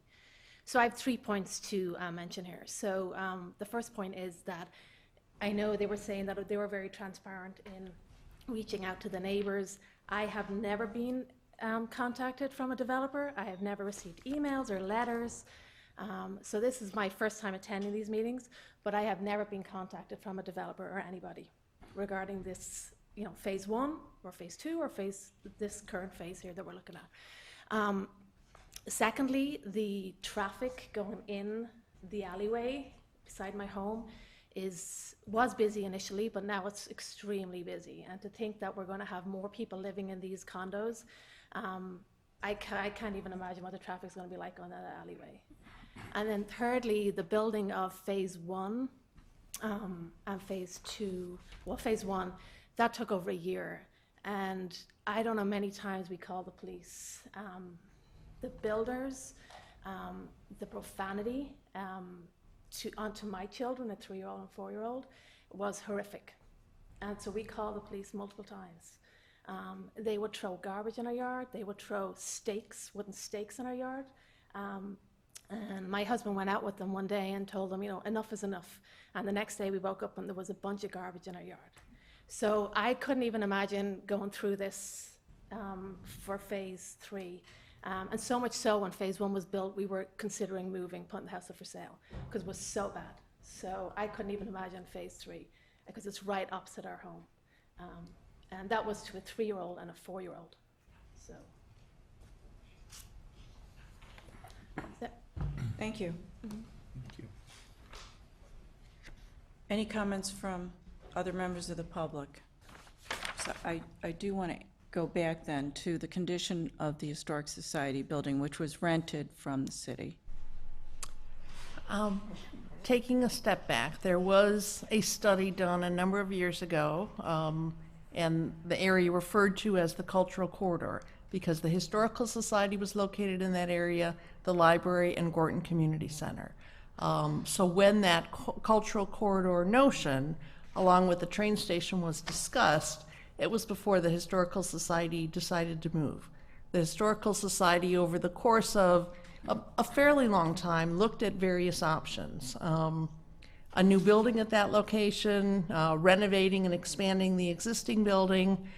And after much study, really determined that the existing building, which was never built to be a residence, was never built to be an institutional building, really had some structural issues. In fact, the west wall was visibly no longer plumb. There were certainly water issues in the building. The city did own that property, did own that building, had put a considerable amount of money just trying to retrofit it, and in the end, after many meetings with the Historical Society was fortunate to find another location, which has actually worked out for them very well, not too far away. And so the city did feel it was important to remove that building because there were some conditions that really presented a potential public safety issue. So the building was removed, which did lead to the discussion of the cultural corridor concept of really creating something that extended from Illinois Road to Westminster. Really wasn't feasible. But as was referred to, the decision that came out of further conversations was that the office uses on the east side of McKinley Road really weren't adding to that neighborhood, and there was some real value seen in bringing the opportunity for residential units back in close to the central business district. Over the years, we've lost a number of residential units in the central business district. The second floor of most of the buildings along Western Avenue at one time or other were residences. So we've seen real interest in residences near the central business district. And that led to the discussion of this master plan. And the master plan is a high-level plan. It wasn't meant to specifically define a certain shape of a building, a certain footprint, but did talk about residential use, development of the area in phases, in 3 or 4 phases, and the master plan as approved, and you do have it in your packet, does identify that northern portion of that Phase 3 lot as a potential duplex lot. The current zoning on that property does allow a duplex. However, as Mr. Whitmer noted, as the overall development has played out, the density that was originally approved or the density that is permitted by the existing zoning actually is playing out to be considerably less. I believe based on what was built in Phase 1, what's proposed in Phase 2, theoretically there's an opportunity for up to 14 units on that Phase 3 property from a zoning perspective. I know that's not what's proposed. So that's a bit of history. I will emphasize that this is before the commission specifically because when you reviewed Phase 2, you asked the developer, you directed the developer to develop some concepts, to have some conversations, and to come back to this commission early on before they got beyond sketches. That's why what you have in front of you or what you had presented is sketches. That's what the Plan Commission requested, not to come back with a plan for approval. This is not a step in the process that's required. It is something you directed to assure that there would be considerable opportunity for public input. So again, just to emphasize, there is nothing before you for approval. Nothing has been approved for Phase 3. And what's requested tonight is really some direction based on your thoughts, based on what you're hearing from the public. And there were 2 other points raised, that the library parking, which I do recall mentioning quite a few times, and I believe that the library reached an agreement with the city, and it is in the public's record on that. And also on Phase 4, I believe the developer had the responsibility to tear down the Historic Society building and took that risk. And that was part of the reason to enter into a contract. Correct. And just to clarify, the transfer of the land to provide some additional parking for the library on flat land to be used for accessible parking, that actually was approved as part of Phase 2 through the subdivision you approved. That was I believe it was Outlot B that will actually be formally transferred to the city and provided to the library for additional parking. So what I find interesting is that a number of the questions were raised have been discussed in the Plan Commission meetings previously. So we always appreciate public input, and I'm sure we'll continue to get it on this transaction. But some of these issues you raised have also already been discussed. But no decisions made yet on Phase 3. Correct. It would be helpful before you conclude your discussion for the commissioners to provide direction or request further study or I believe the petitioners are looking for some direction on how to move forward. Kathy, I have a quick question about the density. I think it's been mentioned that the developers are saying that they haven't been able to achieve the density that's allowable to them. When you're talking about density, are you talking about the amount of square footage that's allowed to be built on the property, or is it the amount of units? The amount of units, the way the density, because part of this property is designated for office, so it doesn't speak to square footage the same way residential zoning districts do. I believe at the outset, when we strictly looked at the by right zoning of this entire parcel, we were somewhere between 25 and 30 units. Again, theoretically, we're nowhere near that. But as you get into residential districts, then you get into the square footage of the building itself. The reason I bring that up is because part of the reason that maybe they're not getting 30 units are because the units are very large in square footage. I mean, in building 2, 1 unit was the entire floor of the building. So I think we're getting quite a lot of density here. It's just that, you know, you can say, oh, I only have 16 units, but if each of your units are 5,000 square foot, you know, that's the size that's bigger than most of our houses are. So I think that is one bit of the concern that I have. It's like, okay, there's a lot of density going on here. There's a lot of square footage happening in this lot. And you say, oh, but I'm not getting all the units that I wanted, but will you have some very large units? And Commissioner Ruggles, we also have significant underground parking, which accommodates multiple cars for each unit, plus available spaces for visitors.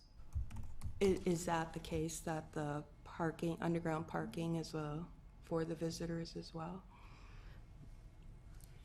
Mr. Whitmer, would you care to address that? Sure. In the first 2 buildings, some of the units have a minimum of 2 spaces, and some have 3 and 4 spaces, which allows them for having their own guest parking there. And we do have on-street parking alongside the main street that's going east-west, and we do have parking, surface parking in the rear, which also has additional 3 spaces in terms of the parking. Okay. And in terms of using that one main access road, the fire marshal has approved this density for using that road? Yes, the Fire Bureau regularly reviews the plans and provides input throughout the process. Okay. Thank you. Kathy, I just have a follow-up question on the master plan. When did that start? And because I think it's important to know sort of the timeline, if you will, and it sounds like things changed over that timeline from the Historical Society moving from that location to its new location. So could you just give me the time, or give us the timeline for that? Sure. roughly? The the cultural corridor study and the decision and study by the Historical Society actually both occurred before this development was discussed. This development really was an outgrowth of the decision that was made that this should be residential, not office, and once it was clear that the Historical Society was moving. So the master plan that's in your packet is dated December 2016. I don't remember exactly when, but certainly it went through a lot of it, at least was discussed through much of 2016, and I don't recall whether the discussion about the master plan specifically started before 2016. Oh, that's helpful, thank you. And another question I have for Phase 3 here, that it does have the ability for 14 units, is that correct? Is that what I just heard? Theoretically, the remaining density on the property would allow 14 units, but Commissioner 3 and Ruggles. 4? Pardon? Unit for phases 3 and 4, or just Correct. 3? Okay. 3 and 4. But certainly that gets considered in the context of the size of the building or the size of the units, not all. Right, and I'm just, if the units are larger, I mean, there's less density, right? I mean, if you're talking about making the units smaller, you're talking about more traffic, more cars, more people, more activity, if you will, that would have a bigger impact on the neighbors, which is obviously a concern. So again, for clarification, the proposal, I guess, in 3 and 4, roughly before us in this scheme C, and maybe this is a question to Mr. Whitmer, is how many units at this time is being proposed? Maybe you could break it down, obviously a duplex to the north, so that would be 2, but then to the south, how many would be proposed in that? You might have mentioned it. Sure. So in the Phase 3, what we're thinking right now is 6 units in this building and 2 units in this building. And just to go back, For a total of 8. for a total of 8, correct. obviously. That's what we're thinking, that makes sense. But our original parking studies that were done with an outside consultant really had 30 units total in terms of the traffic. 30 units in the whole development. Okay. So we would be down to, I think, 26 units, or 20, it depends how you do the affordable. Also, too, just to mention, prior to us buying this property, it was a reduction of about 160 trips per day in and out from what the office buildings were, and the library pass through on the traffic was there existing. So it was a significant decrease in traffic from what originally was on the site to what we're providing in the original master plan in terms of the study of the density and in terms of traffic and density and impact. And so what we're proposing, I think you're right. I don't disagree with the larger units being more, but I think in terms of traffic and density, it's really minor. And I would just say that we are still under construction in the interior of some of the first units, and therefore traffic is much heavier during the workday, 7 a.m. to 3 p.m. I think if you look at the streetscape in the evenings or on the weekends, there is very little traffic on those, within the residents that are on the first building. So, I think what you're seeing now is really a factor of the buildings being under construction. Kathy, one follow-up question on the master plan, site plan. In what was originally referred to as Phase 4, it says approximately 10,000 square foot single-family / duplex lot. Is that 10,000 square feet of land, or is that 10,000 square feet of building? I believe that's land. Land? Does that sound right? Thank you. Commissioner Ruggles? I don't have any more questions, but are we going to discuss? We will. I Okay. just had a couple of other questions Okay. for Kathy. The owner of 351 East Westminster referenced that she had not received any notices of these meetings. Now, what is the radius around which citizens are notified? I am confident that she certainly was on the notice list. If the mailings did not get to her, I don't heard know. that she said she wasn't contacted by the developer. Well, I think she also, We did, I'm sorry, is she still here? we did broadly notice for this meeting, going beyond the 3 properties deep. We had received calls from people who requested be put on the interested parties list, but we also took the initiative to expand the radius. So if someone is here and did not receive notice, leave your name and address at the back. We'll make sure you get a direct mailed notice. And I would just add to that, I don't mean to interrupt you, Chairman, that if the, Leslie at 351 does have, concerns, to reach out to the city and make sure that you're getting that information and/or those complaints that you raised get voiced to the city and are dealt with accordingly. Absolutely. I was concerned about her reports on the builders. I do see a fairly large wooden fence surrounding the site now, which should help contain any issues on Phase 2, but we do want to be mindful of the neighbors.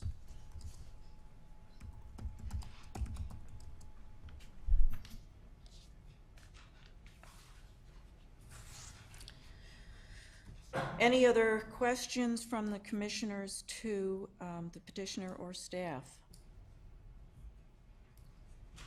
Then now we will have discussion among the commissioners. Any comments or any issues the commissioners wish to discuss regarding this proposal, which is only under discussion at this meeting. I'll start. My initial impression is that this Phase 3-4 really hasn't changed too much from what they originally kind of proposed to us. They were kind of thinking about this narrow townhouse type development at first. But what I think has kind of progressed is that it's become more dense than we originally thought, or I originally thought. I thought that we were going to get quite a bit of green space in this area. We were going to get maybe these townhouses, to the parcel number 3, and parcel number 4 was going to be the single-family house or the duplex. And now it just seems crowded on the site to me, so I'm a bit concerned about that. I think that, the architect and developer can address those issues and, make everybody, in the room comfortable with it. I think for the duplex or single-family home, it would be very beneficial if it related more to the residential properties to the east, the scale and massing of it. Right now, just in the sketch, it's looking quite a bit bigger than the neighboring houses. So I think even like if you're addressing the front yard setback and the streetscape along Westminster, I would recommend that buildings follow the sight lines of the street and just kind of tie this more multifamily development into the community. And I guess I also have concerns about the building on Lot 3. Originally, we were told it was townhouses, which to me seems like a 2-story structure, and now that it's, basically a 3-story building, I feel like it's crowded back there.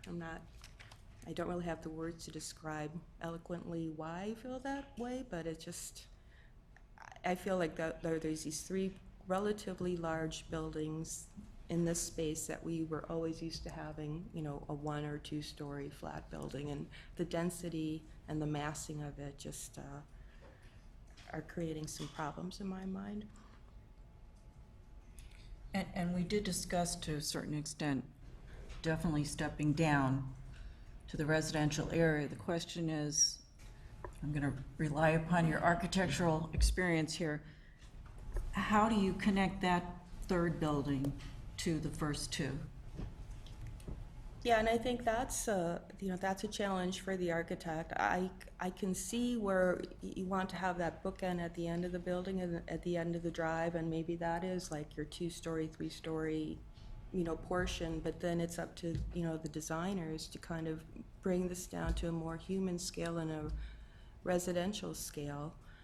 And I'm sure they can accomplish it. I know that it's a challenge, kind of making the money and the square footages work for the development. And we all want, buildings to happen and everybody to be successful. I think for what I would like to see is that we keep that amount of open space to the south of that property and keep more the residential feel of the streetscape on Westminster, and then that in between, I would rely on the architect to come up with, a development that moves down from that more public scale to the residential scale to the east. Right now, I just feel that there's not enough green space in there, and I understand that that's part of the reason is because they have the underground parking, and there's, you have to have your 20-foot in your aisle and things like that. But maybe if they come back with a little bit more developed plan that's not just a sketch, maybe, we'd all feel a little bit more comfortable with that. Well, in earlier meetings this year, we did strongly suggest we wanted to increase the size of that open space, which does show as to what was agreed in the earlier meetings this year. We didn't want to lose that space. And I guess I'm mentioning it again because I really want to make sure we have it.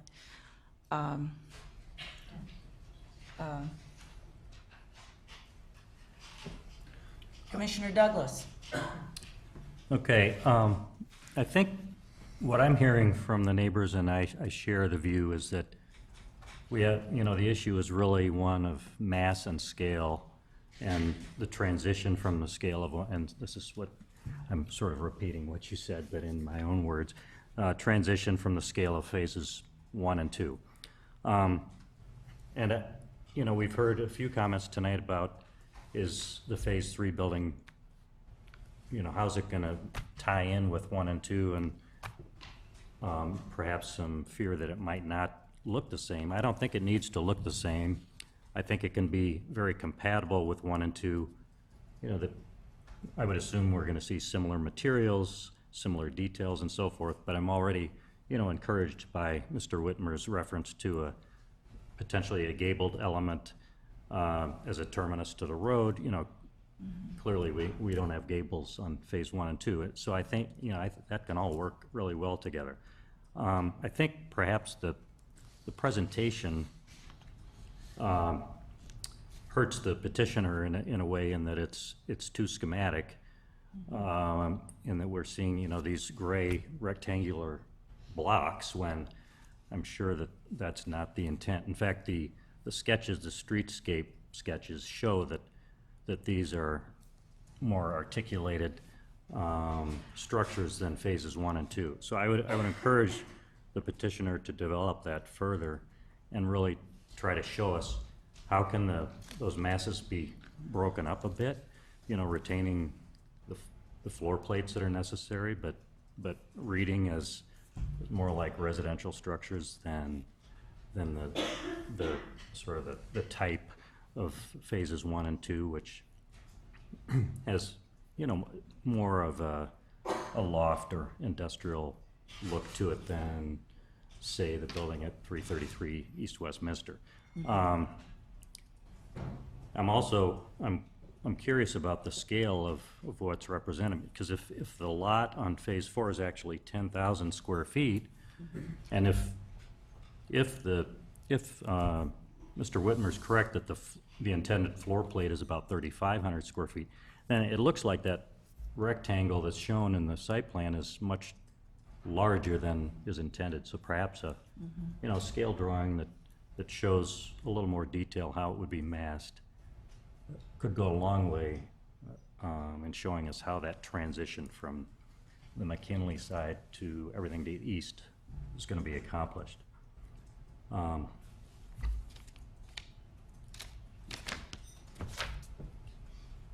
Yeah, I mean, I like the idea of getting the parking off the street underground. I think overall that's a huge positive for the development, and it's hopefully in the end will lead to more green space and less congestion. Appreciate the fact that the number of units is significantly less than what, you know, theoretically might be allowed, but I would encourage the petitioner to try to, you know, minimize scale and mass to whatever extent possible in the next round of the presentation and give us a better feel for that transition. Thank you. Commissioner Dixon? Thank you. I would maybe echo that, what Commissioner Douglas said, but you know, I think you have to start and look at the overall master plan that was done for this site, and obviously it's changed over the last 4 years, but it sounds like the project has kept in scope with that overall plan, which was to provide residential living in a close proximity to the downtown area. The 333 building, which has been there for some time, seems like, you know, in a sense that it's similar to the 723 McKinley building. I would add, in regards to the streetscape look that is facing the south side of Westminster, that needs to be in keeping with what continues to progress down East Westminster there, which is obviously into a more residential area, and west to McKinley is more towards the business district.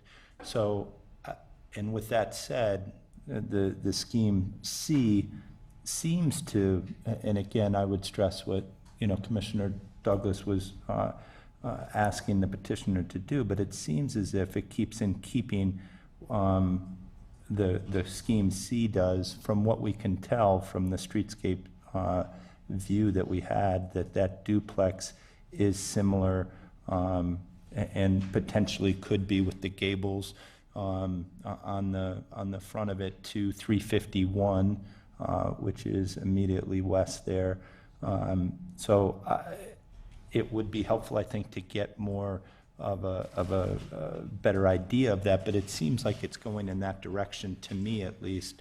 And obviously the concerns that were raised and are raised by the neighbors that continue to go east there, you know, need to be addressed, and I would stress that those neighbors either reach out to the developers and or the city to make sure that their concerns are heard when the plan continues to take shape or comes back to us again. And then, you know, I would add that the open space is a concern. It seems to be addressed here, but it's hard to tell, and maybe it's just me because I'm coming at this late, but the property that's being added to the library for additional parking, that seems to cut into it, but that's been obviously the plan all along, but it's hard to tell in the where it is currently and what is going to go ultimately to the library, and that might be more helpful. So I think just to sum it up, the open space, the connection that Commissioner Ruggles talked about, I think, are the focal point. I don't have my architectural terms down perfectly, but the focal point seems to be, would be very helpful and make it aesthetically pleasing. And then the streetscape on the Westminster side would be helpful. But it seems like it's going in that direction with a duplex there that would be more in keeping with 351 and the neighbors to the east. Any other comments? No. Well, I do appreciate, and I'm sure all commissioners appreciate, the active participation of the public in this discussion. We've been at this a while, so I do appreciate your patience with us as we hear issues raised that we've raised frequently in the past, as I think Mr. Whitwer may recall. But it is a discussion only. I would encourage you, if you have any additional comments, to direct them to Kathy Cerniak at the city, and we will await further plans after Mr. Whitmer and his associate have listened carefully to the discussion tonight. Thank you. And just to reiterate, if you did receive a direct mailed notice on this petition, you will do so again. If you didn't, please leave your name and address at the back of the room, and we'll make sure you get on the list.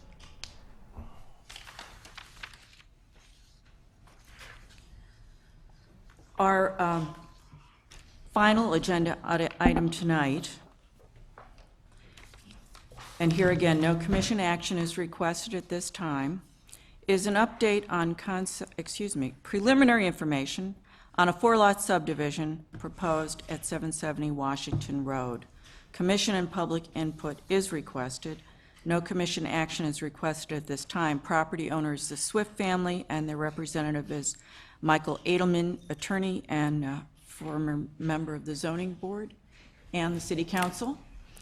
At this time, I would like to ask if the commissioners have any ex parte or conflicts of interest to report. No. No conflict of interest other than knowing the Swift family my entire life. Do they want a 5-minute break? Would they like a 5-minute break? Do you need a 5-minute break or anything? Thank you. I don't think so.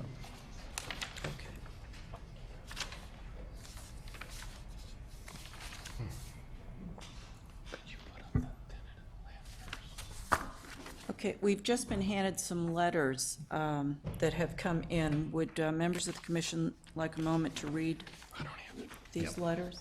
This is in regards to what's before To us now. this, yes. It's just I guess it's one letter. Yep. You're gonna have to do it for me. Thank you. Can you make it larger? Okay.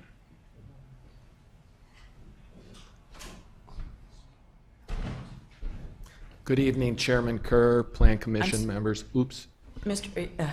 Edelman, could you just give us a moment to read this letter so that Sure. we have the input from Arthur Miller Ah, to the commission? Thank you.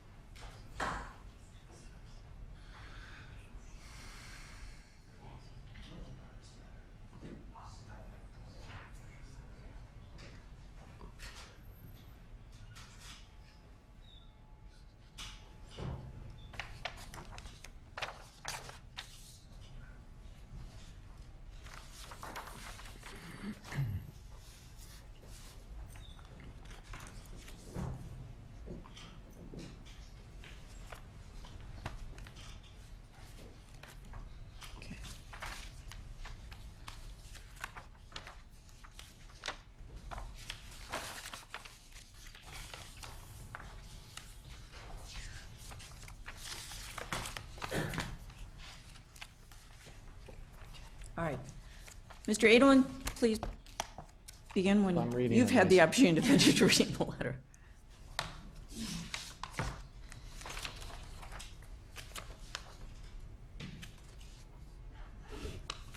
may I? Please. Good evening, Commissioner Kerr, Plan Commission members, staff, public. I'm here on behalf of the owners of 770 Washington Road, requesting approval for a 4-lot subdivision. It's a 3.82 acre parcel. We're asking for 4 lots that average approximately 40,000 square feet. Each, the minimum in R3 is 40,000. I'll give you a little backdrop.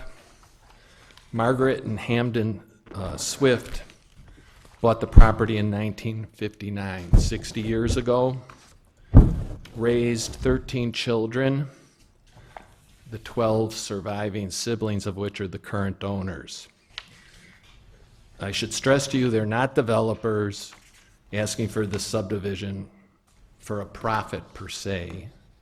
They're just the heirs trying to realize fair market value for the land for which there appears to be no market as a 3.82 acre parcel. Hampton passed in 2014, Margaret in January of 2017. In the summer of 2017, John and Stuart Swift, Stuart's here in the pink sweater, invited Kathy Cerniak to the house to discuss its possible demolition. I got involved in the fall of 2017, and the house was listed for sale, as the owners were hoping to avoid the time and expense of pursuing demolition, but no interest other than Gene Martin was expressed, and Gene was quite frank with us and told us, nobody's ever going to buy this house. It costs too much money.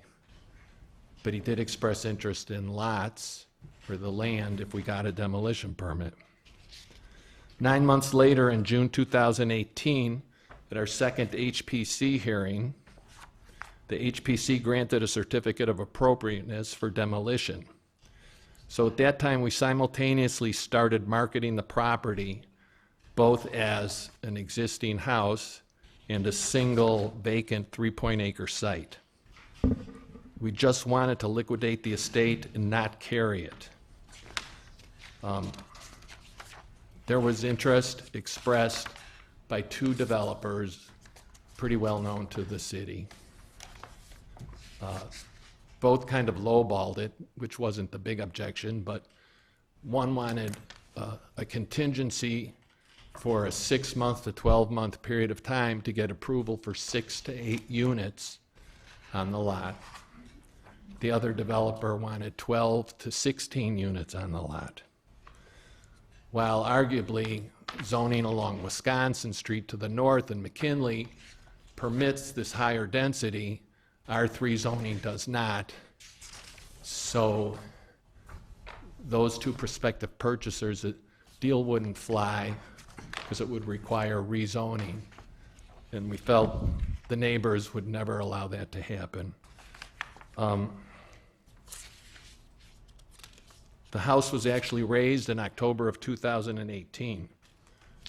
Fast forward to the spring of 2019, we had no luck in selling the 3-acre vacant site, so we decided to test the waters and listed it even though we hadn't even filed a petition with Kathy yet.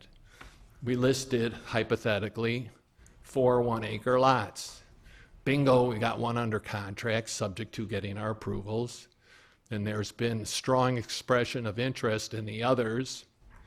And we're pretty confident once we get our approvals, those will be quickly under contract. In preparation for our demolition, we had Teska and Associates prepare some concept plans for us to present to HPC as to what could possibly be. Kathy did this PowerPoint for me because I have no confidence in PowerPoint. But here's the 4-lot subdivision that Teska conceived. It's a concept site plan. As you can see the houses pretty much get pushed out to Washington and Walnut Roads, and the backyards all converge. We didn't particularly care for this, so Pat Bleck and I and Kathy, we brainstormed and came up with the plat that you have before you. Another concept plan by Teska in preparation for the demolition was this 7-lotter. Again, its density arguably might be compatible with Wisconsin and McKinley, but not with the neighborhood to the east, which is zoned R3. Another concept plan was clustering. which preserves the south lawn, which is one of Art Miller's objectives. When you do a clustering like this, we feel that, number one, you're limiting yourself to a developer purchaser, of which there are very few viable ones remaining. And secondly, the architectural style is going to be pretty homogeneous, not diverse like the housing in close proximity in this neighborhood. And the neighbors would never let it fly. Here's an embellished version of that, and you can see the south lawn's preserved. But again, we don't think it's viable.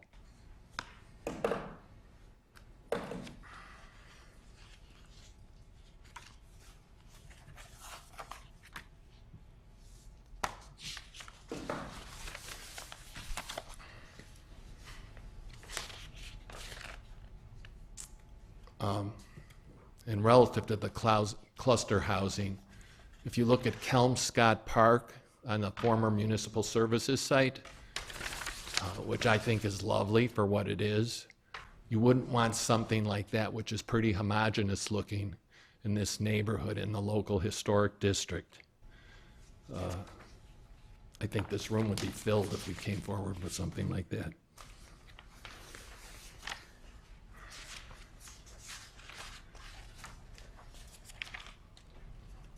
So the current site plan evolved through our analysis of the TESCA plans, the concept plans TESCA gave us,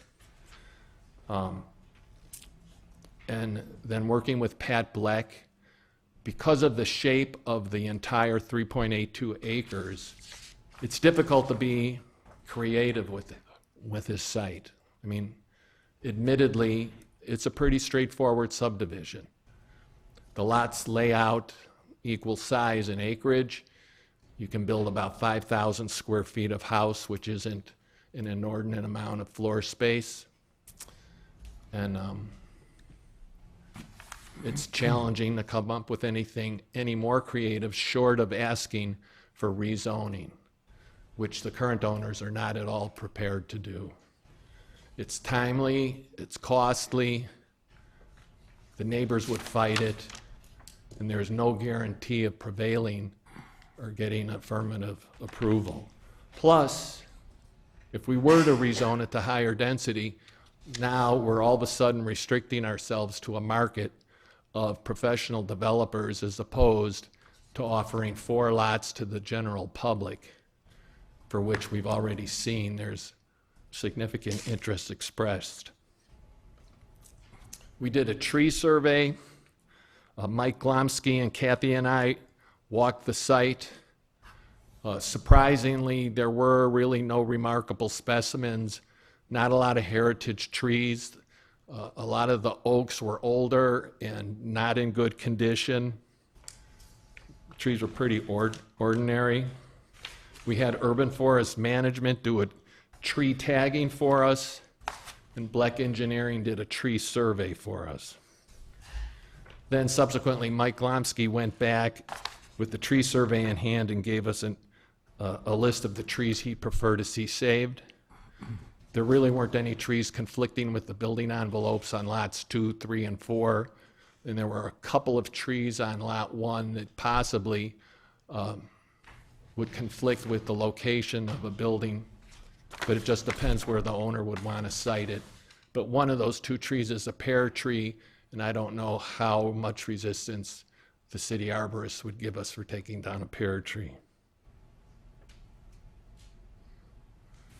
The topography of the 3.82 acres slopes from the northwest towards the southeast, with the lowest point being at the apex, closest to the intersection of Walnut and Washington Roads, where the pond is located. Have you all walked the site, by the way? Have any of you walked the site? Okay. I've walked by it. Okay. Driven around it. Well, this is only for discussion anyhow, so you'll have time. The topo map you have, it displays 1-foot contour lines. They look much more significant on the map than when you view them on site. In fact, when Kathy and I were out there, we were both surprised that Lot 4, which is the south lawn,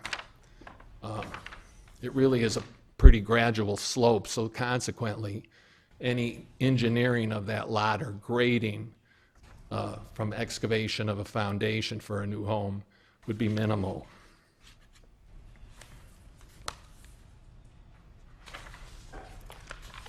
There's an interesting landscape feature in the southwest corner of proposed Lot 3. I suppose I should put this back up. Lot 3 is the second from the bottom, and in the southwest corner, there's a stone circular landscape feature, which is a seating area, and there's, I call it a fire pit. It's a barbecue area. It's old. It's cool. It should be saved.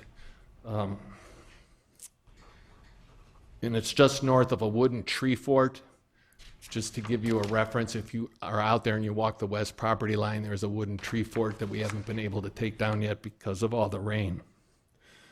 A second landscape feature is the pond near Walnut and Washington Roads.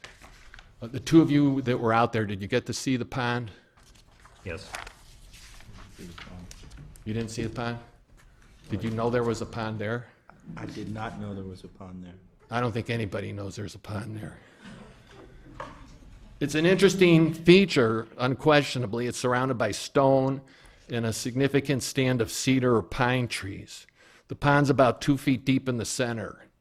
It's been lavished with praise by some in prior testimony during our demolition hearings, but in reality, it's a small goldfish pond pre-existing the Swift's 1959 purchase, and Mrs. Swift always kept it drained. In fact, the green garden hose you saw sticking out of it, it's connected to a submersible pump. Notwithstanding the 2 months of record-breaking rain we've had, there's about 7 inches of water in there now.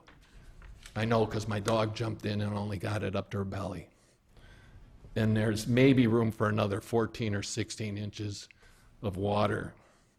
So clearly, the pond doesn't stay filled naturally.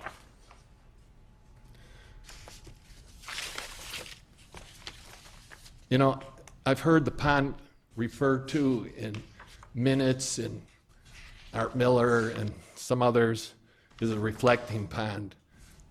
Mr. Douglas, if you saw that pond, you know it's not a reflecting pond. It's loaded. Certainly not this morning when it was raining. You know, Yeah. there were no reflections. No. It's borderline a cesspool. The only folks who really know it exists are the Swift family, staff, HPC, and now you folks. Nobody walking by knows of its existence. If you look at the June 27th minutes from the second HPC hearing, Susan Benjamin, who I respect dearly and helped us a lot, she was very instrumental in us procuring our demolition permit. She likened it to the ponds. And she's for its preservation, by the way, I have to be honest. She likened it to a lot of ponds you find in Chicago parks. Well, there's a big difference. This isn't a Chicago park. It's never been public land. And ponds in Chicago parks are maintained by Park District personnel or Public Works. There's a big difference. Nobody's aware of the existence of this pond, and arguably it adds no value whatsoever to the historic character of the district. In fact, one prospective purchaser said keeping the pond would be a deal killer for her. She has grandchildren who live in Lake Forest. You know what? I have pictures of the pond. I'm going to give them to you.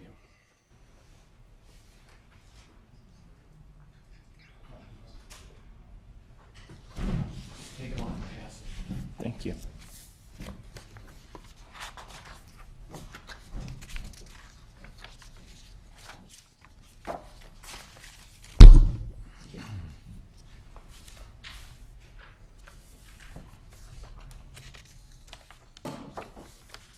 You don't have to look at them now. You can enjoy them later.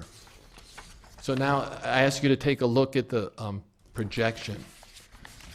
Character of the neighborhood. You can see there's 2 blocks, one to the northeast, one to the southeast, which are also R3 zoned.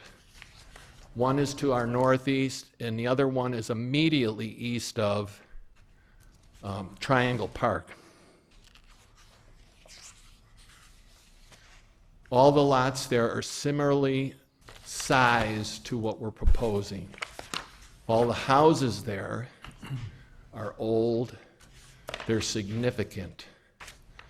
And our hope is to enable people to buy one of our lots and build a significant home that will additionally contribute to the character of the local historic district. To our south is Triangle Park. It's been argued by others to preserve the viewscape from Triangle Park into the south lawn. 6 months of the year, there isn't a viewscape. You just can't see through the foliage. The other 6 months of the year, yes, when the foliage is down, there's a view. But again, this is private property. It's not an appendage or extension of Triangle Park.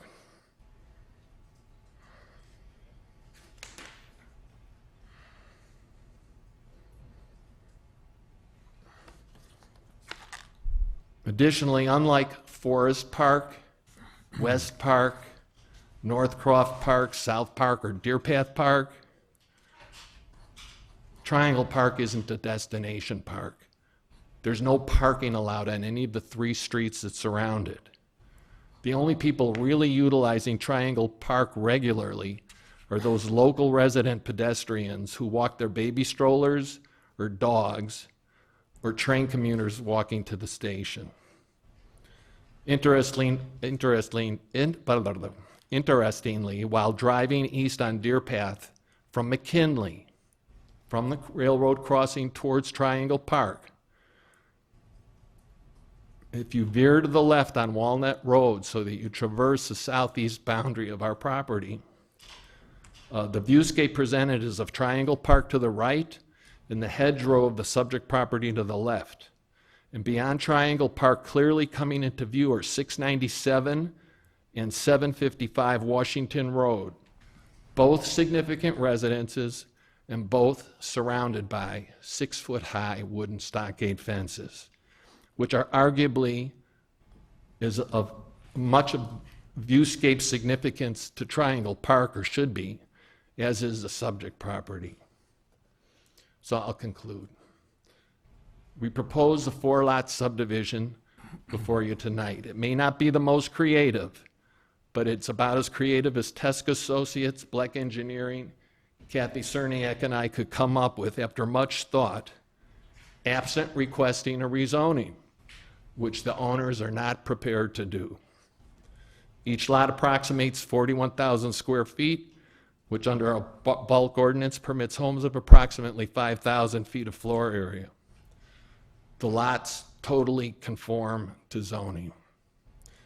Each proposed home will be subject to scrutiny of staff and the Historic Preservation Commission, and will undoubtedly provide diversity of architectural style to the local historic district.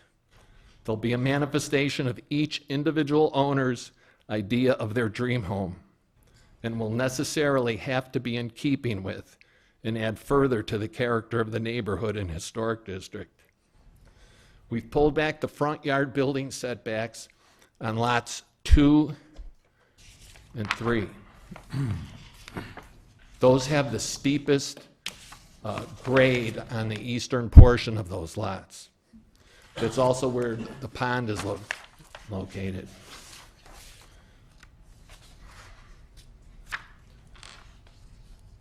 We did that to avoid having to regrade the steeper slope and to respect Washington and Walnut Roads. According to Bleck Engineering, a minimum amount of lot grading will be required as each home is constructed, thereby preserving the existing topography. I just need another minute. Finally, creating this 4-lot subdivision entails a great deal more time, money, and effort than the owners ever envisioned. They would have far preferred to have sold the original home as is and incurred minimal expense. That didn't happen. Their next hope was to sell the entire 3 acres as one vacant buildable parcel, and so they incurred the expense, significant expense, of HPC hearings, professional studies and expert witnesses, engineers and lawyers. That didn't result in any market interest either. So here we are now proposing a conventional, fully conforming 4-lot R3 subdivision for which a significant amount of interest has been expressed. However, far greater expense will now be incurred by the owners because they will have to install water and sewer infrastructure, which does not currently exist in Washington and Walnut Roads, and even more substantial engineering expense.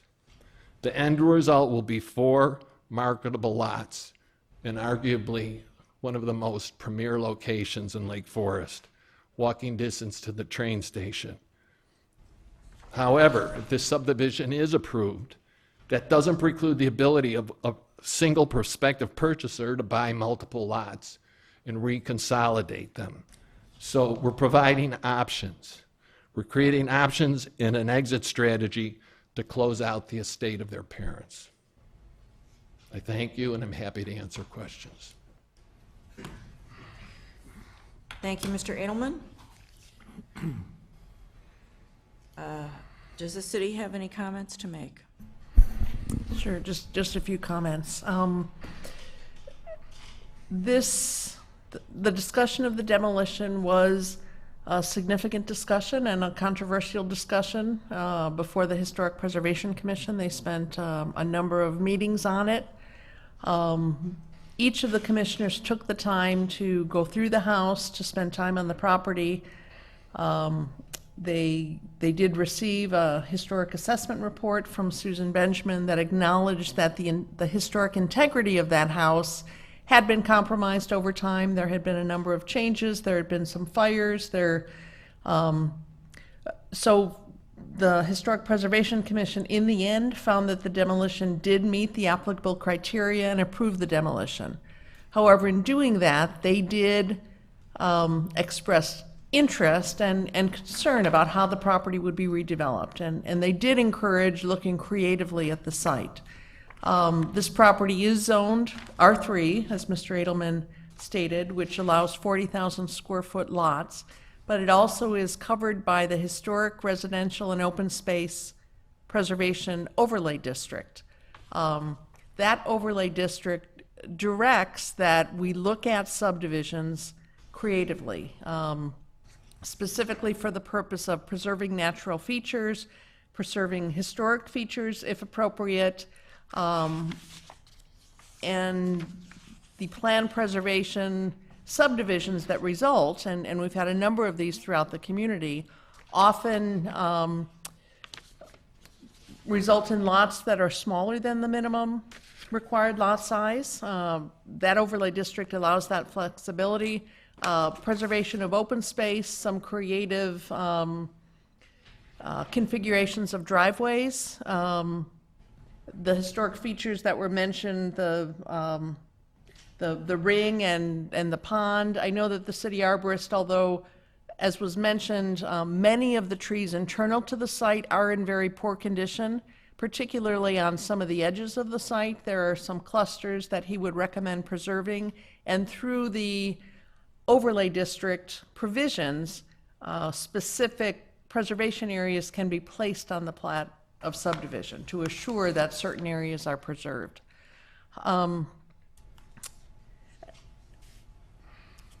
In your staff report, you do have a recommendation that the Historic Preservation Commission be provided the opportunity to offer you recommendations. So the recommendation is that you actually direct this back to the Historic Preservation Commission now that it is proposed for redevelopment. At the time they saw it, there was no clear path as to whether it would be developed with a single house or multiple houses. Certainly the aspects that were discussed are important. Looking at the topography, how can that unique feature be used as an amenity or a unique feature to really create a unique development? the overlay district does require conformance with the density as permitted by the underlying zoning district. So for instance, a cluster arrangement could be possible under the overlay district, but it would be limited to the 4 lots unless an exception was granted. In looking at this site and the conventional lot subdivision, there are some concerns about driveway placement. Every edge of this site is a curve, so certainly looking for ways perhaps to limit curb cuts or looking carefully at where those would be located. Could there be a single curb cut and then immediately driveways split off? I think there are creative approaches that have been used in other subdivisions. So because this is a unique site, because of the significant conversation that the Historic Preservation Commission had, we did bring this to the commission for, again, an initial input, public comment, to ensure a full vetting. So we are not recommending action tonight, but we do recommend that the Historic Preservation Commission be given an opportunity to offer comments and suggestions, which would then go back to the petitioner and come back to you ultimately. I would be happy to answer any questions. Thank you. Can I respond to some of Kathy's comments? Or not appropriate yet? Could you wait and incorporate that in? Sure. Because we'll have some comments for you as well. Okay. Commissioner Dixon, do you have any questions, clarifications for either the petitioner or staff? Has in the proposal before us for the 4 lots, and Kathy just mentioned it, my question, it's easy to see. That's not our site plan. That's Tesca's concept plan. I don't think my question doesn't change, but my question is primarily on the curb cuts for lots 1 and 2. Seem to make sense there on Washington. But my question for lots 3 and 4, which would be obviously on Walnut, what's been contemplated for the curb cuts there? Because as Kathy just mentioned, on lot 3, you have an intersection with Washington and Walnut, and Yeah. obviously it's a traffic. Good question. First of all, and this is one of the points I wanted to respond to Kathy, is there's already one curb cut existing at the far north end that'll serve Lot 1. That's where the driveway came into the previous residence. So only 3 more curb cuts are required. For Lot 2, Lot 2, I mean, you don't have to go into that. Lot 2 makes sense. It'd be Yeah. on Washington someplace. Yeah. That's not an issue. There are a couple houses So- right across the yeah, street. So that's not an issue. So lot 3 and 4, what's the contemplation there? We contemplate nothing. Our perspective is curb cuts are the purview of the city. The city is the one who issues permits for curb cuts, and we're not gonna do curb cuts. We'll stub utilities to the site, but I envision each individual lot purchaser ultimately will go through the HPC vetting process, and they're gonna ask for a curb cut in a certain location, and they're gonna have to work with the city, and the city's gonna have to approve a curb cut for them, and I hope it would be a single curb cut and not a double. But that's not something we intended to address. We leave it to the city.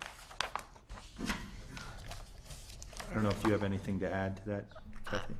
I will note that there have been subdivisions where there have been limitations on curb cuts or areas identified where curb cuts could be and couldn't be. I think the plan preservation subdivision provisions are specifically intended to look at aspects like that and to provide some greater specificity so that streetscapes can be preserved, or topography can be preserved, or character can be preserved. So that would be an option that could be addressed as part of the subdivision, certainly doesn't have to be. And we're only talking the 2 curb cuts on Walnut. I personally would not want to see a shared driveway, because then you need an easement and a maintenance agreement. And I've seen historically in the past how those are problematical. I've asked I've been asked time and time again by people who have 60-year-old easement agreements that never addressed maintenance, that they're in a dispute now with their neighbor, who's responsible for this, that, or the other thing. One of the neighbors brings in some heavy equipment for an addition to their house, and the driveway gets damaged. Who's paying for it? So, because it's only 2 curb cuts, and there are 2 houses immediately to the west on Walnut, the 2 east of the library, the 2 that the Preservation Foundation originated because of that are south of the Southworth property. I don't see how 2 more cuts on Walnut, as opposed to 1, should be that significant of an issue. And if need be, you cut back some of the vegetation that's obstructing drivers' views coming around the bend. But it's not that severe of a bend on Walnut from the corner of the property up to Washington.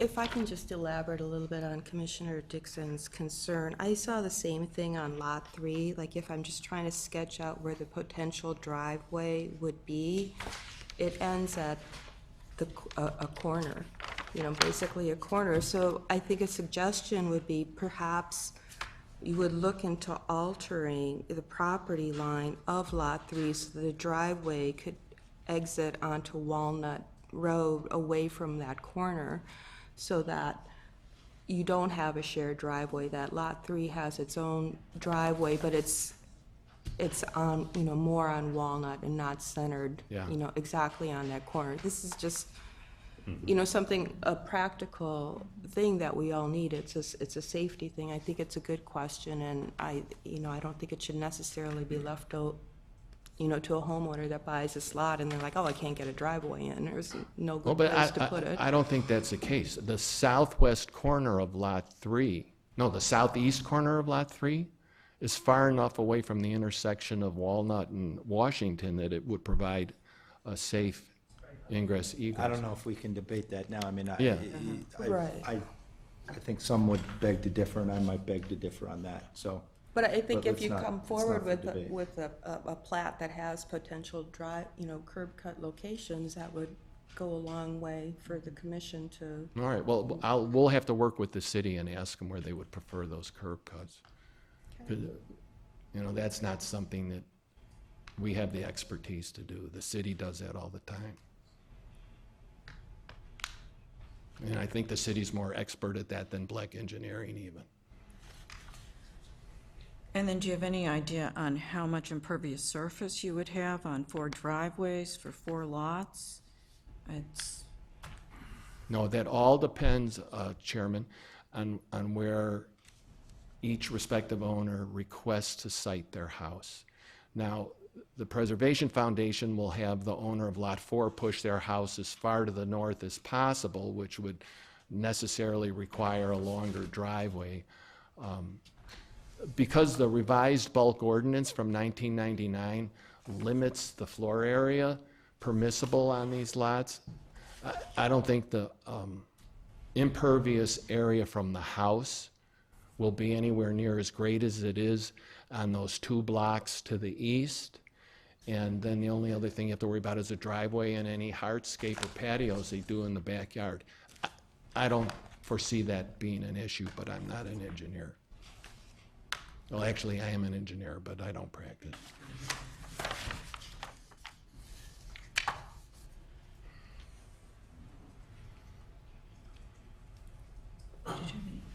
Commissioner I Douglas, do you have any have comments, questions? no questions at this point.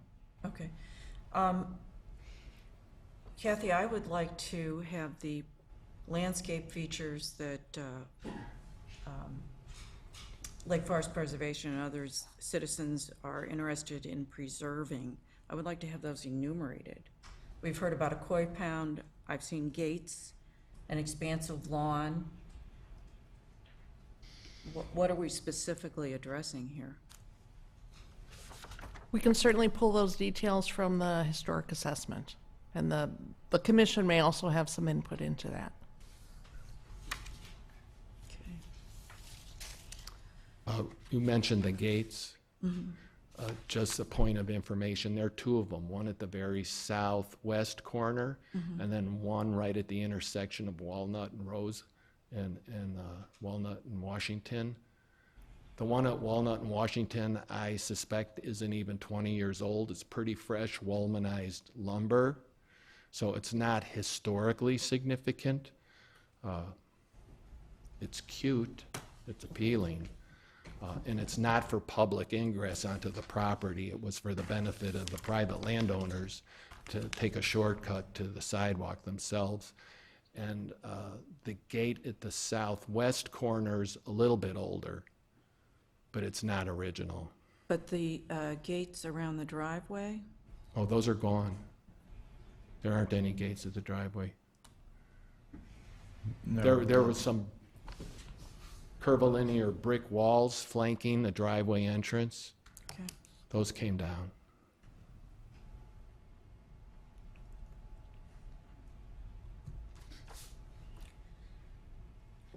All right, if there are no other questions or requests for information from the commissioners, we would open for public testimony. I have received requests from two parties, Thomas Raines and David Brush. Are there any other members of the public who would also like to speak? Would everyone please stand to take the oath who is planning to speak? Do you solemnly declare and affirm that the testimony you're about to give is true and correct to your best knowledge? Thank you. And when you come to the podium, please speak your full name for the record and your address. Thomas Raines? Okay.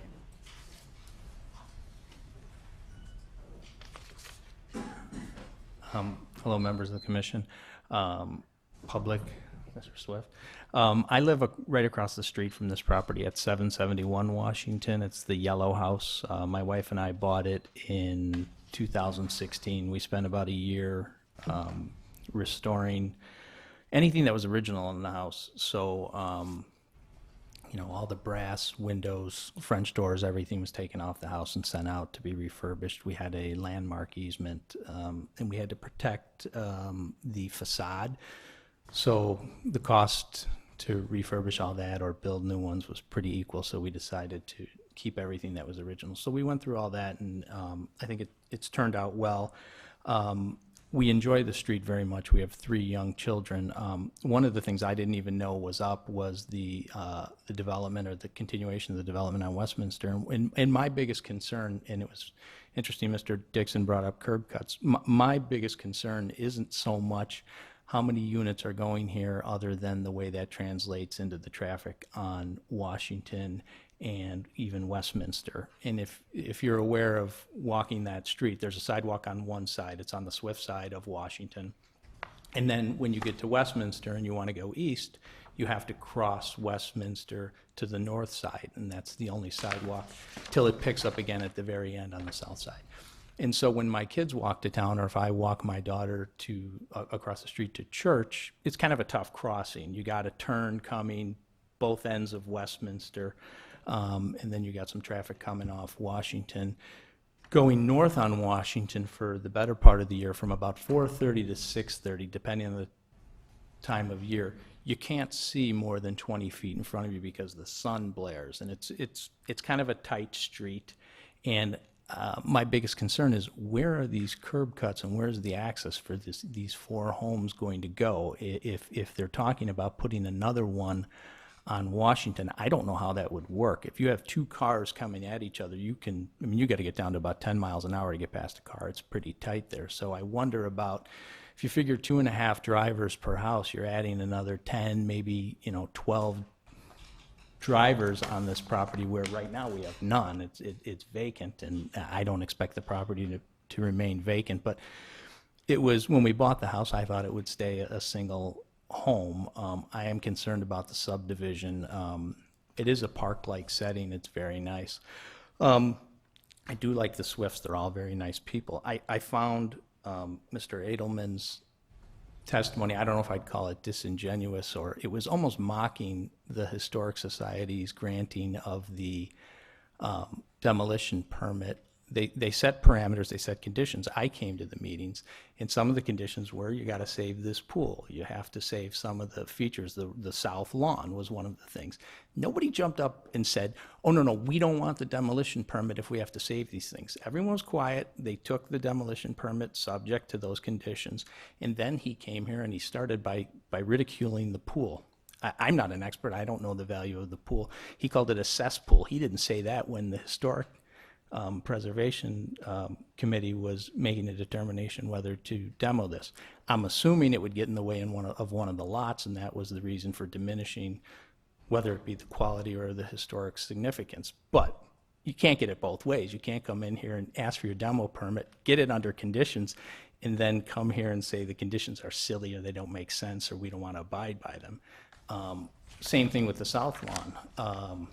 My biggest concern is when my kids go across that street to get to the sidewalk, I don't know what it's gonna be like. I mean, there's 3 houses on my side of the street, there's only 1 house, and then a house just north of the Swift house, and it's pretty busy. I mean, that's a busy street, and there's a lot of turns and winding, and adding curb cuts and 4 more houses in there, I think is gonna be a disaster. It's certainly not something I wanna see. In terms of the granting of the subdivision, I don't know, and again, I'm not entirely sure of the process. I don't know how you, and I know we're not up for consideration at this point, I don't know how you can consider the subdivision at all without knowing where the curb cuts are gonna be. I mean, I think one of the more important elements here is going to be the traffic flow, and how it affects what is the historic nature of this. I mean, this is the historic district, and we're inching further east with multifamily and multiple, new houses, and, so where does it stop? If when I'm gone and my kids want to subdivide my property, are they going to be able to do it? I just, it doesn't seem right. That's all I have. Thank you. Thank you. Thank you, Mr. Raines. David Brush?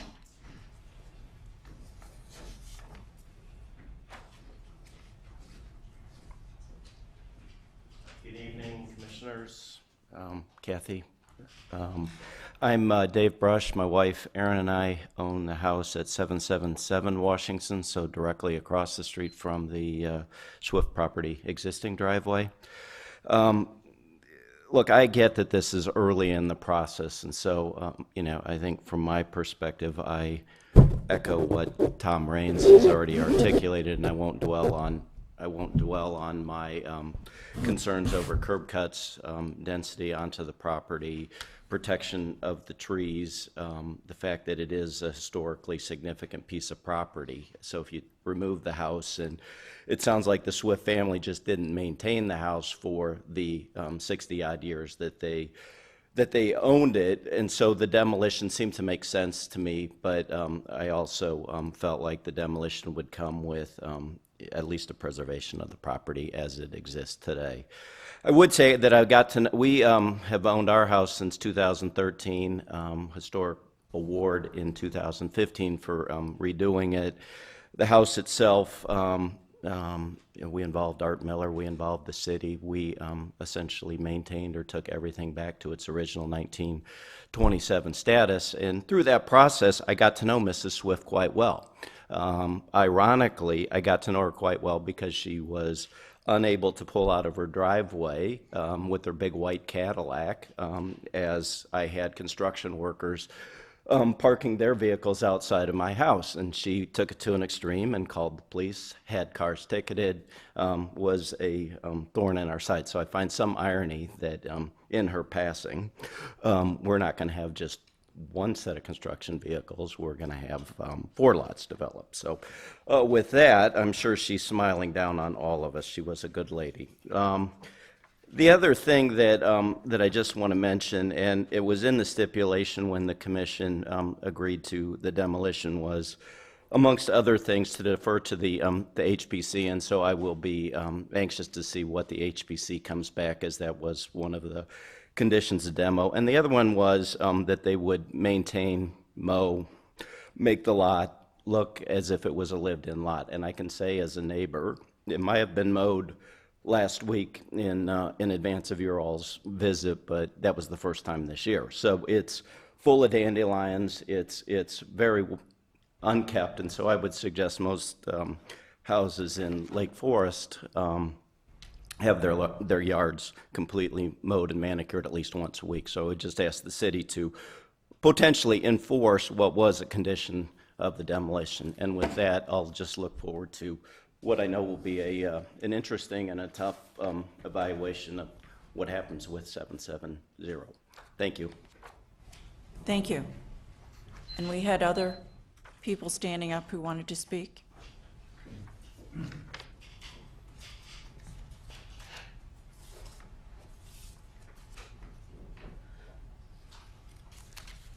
Good evening, Commissioners. My name is Bill McFadden. I'm with the Preservation Foundation.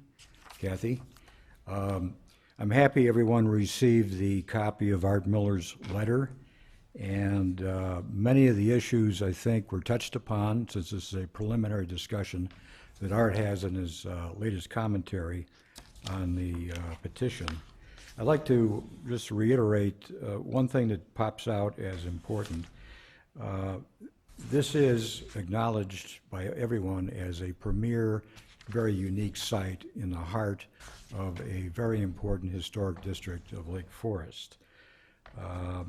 Art says that the precedent for allowing a alteration to the north side of Triangle Park, which is facing Triangle Park, will have a negative effect on large historic properties in East Lake Forest and promote so-called tear-downs as a strategy to achieve highest and best use versus community and historic open space use. So the concern is this going to be a precedent-setting process where there is no plan put forth at the time of approving a tear-down or a demolition? So because of the nature and the historic nature of the property and the location of the property, we feel that there should have been a plan put forth as part and parcel with the approval of a demolition. It would be a negative precedent to go ahead and do this again and again in Lake Forest under current market conditions, which may indicate that this is a better way to go to substantially alter the nature and quality of residences and locations and properties within Lake Forest, because it may be a short-term way to benefit from a poor market condition. But once the historic property is gone, it's gone forever. The message basically is to proceed with great caution, take a look at all the details and all of the ramifications of how to proceed with the redevelopment of this property, and be creative. The plan, for example, the Plan Commission should ask for an alternative plan to be developed that preserves the open space south of the ridge and avoids a significant alteration to the historic character and this stretch of Walnut and Washington roads. So this includes possibly even lowering the density of the proposal as it's now shown, maybe going, instead of 4 lots, go down to 3 lots and try and preserve some additional open space, and also preserve the south lawn, which fronts up against Triangle Park. I think that the comments that Kathy put forth are very well worded. Encourage the petitioner to think creatively about the site and consider ways to preserve the character of the site and the surrounding area through some or all of the following: limit buildable areas, preserve some areas as open space, limit and carefully locate driveway cuts, identify healthy trees for preservation, and limit changes to overall topography of the site. Thank you. Thank you. Thank you.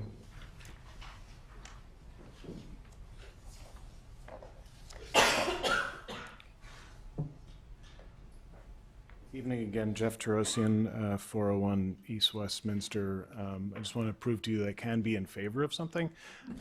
So my wife and I are very much in favor of this development. we would not be in favor of any of the multi-housing, cluster housing developments that are on the other slides. None of those are in keeping with the character of the neighborhood. They would be a disaster. If there's concern about one car coming out of the current driveway, it would be a disaster for the entire area to have multifamily housing there or cluster housing. But we think this is a thoughtful treatment to the beauty of the property. There are lot lines now. The lot lines now are somewhat insane. They don't make sense at all. And so we think 4 properties here in a very uncreative design, which I think is beneficial to the neighborhood, that it's not creative, because creativity leads to massing and density. I think in a nice block properties like this, I think it's a fair design and in keeping with the neighborhood, and we're in favor of it. Thank you. Thank you. Are there any other members of the public who would like to comment, give testimony? Then that concludes the public testimony, and now is the time for final questions from the commissioners to the petitioner or staff. We'll start with Commissioner Douglas. Again, I don't have questions, only comments or recommendations. Okay, Commissioner Ruggles? I also just have comments. Commissioner Comments as Dixon? well.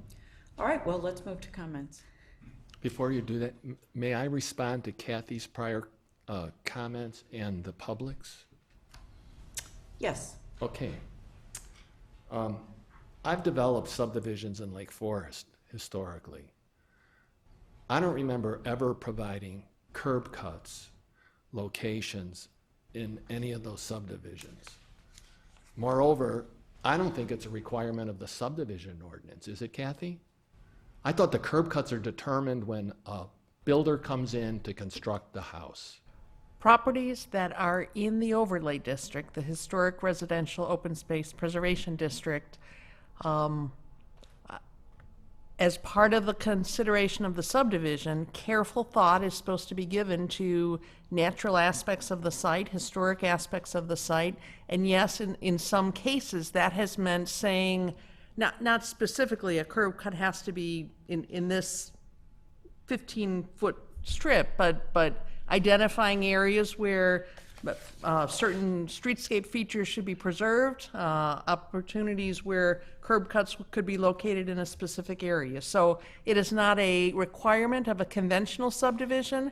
Because this property is in the overlay district, that district requires that consideration be given to preservation of natural features, character of the area, and provides the flexibility to do that by either applying additional directives to the subdivision plat or allowing some greater flexibility.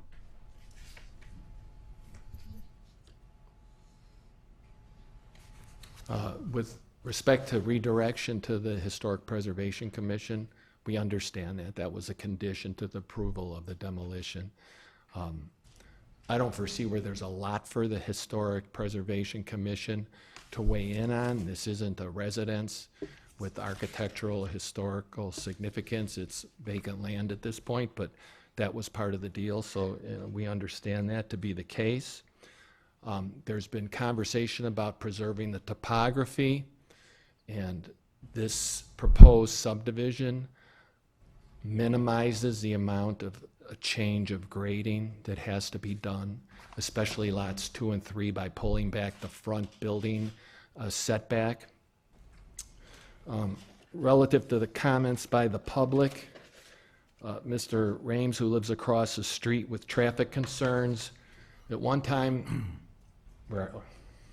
there were 2 adults and 13 children living in that house. You can be sure there was plenty of traffic going in out of one driveway. Hopefully there'll be 4 houses, and most likely not with 13 children. And if you look at Washington and Walnut, it's not like they're acute turns. If people can't drive their cars safely, that's a different issue. But I just don't see where the addition of 3 more curb cuts is seriously going to impact in a negative way the safety of the people living in the area. You. And have you seen the pond ever that you're so critical of me being disingenuous about? Okay, order, please. Mr. Raines, please. Okay. Well, I invite And you. the petitioner, please. Okay, I invite you to walk the site. Mr. Edelman. Mr. Edelman, you are giving a presentation to Okay. the commission, please. I'm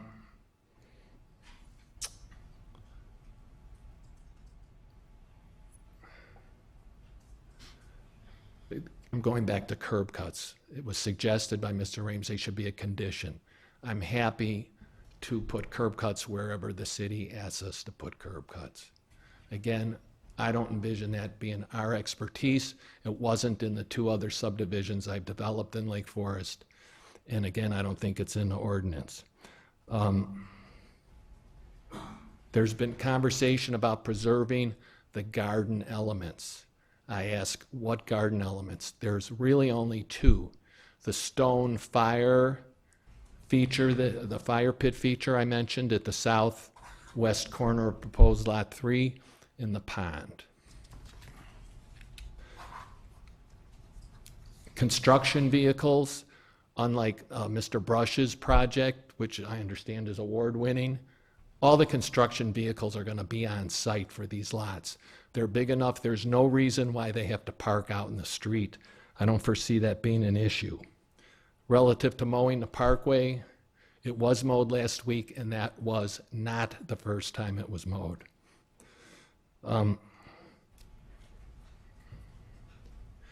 It is a premier location, as Mr. McFadden said, unquestionably.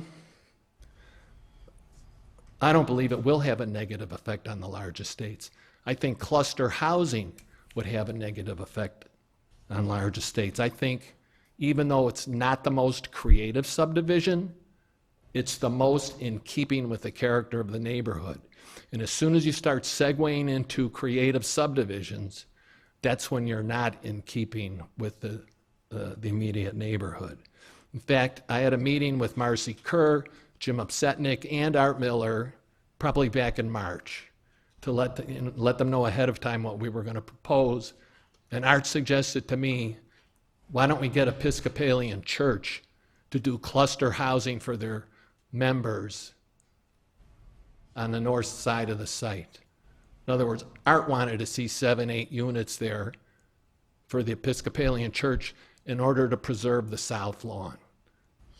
Well, Art can do that if he wants. I mean, we'll give him the opportunity. Relative to Mr. McFadden's comment about the subdivision should have been proposed as part of the demolition application, we never had any intention of being back here to propose a subdivision. It's the last thing in the world we wanted to get involved with.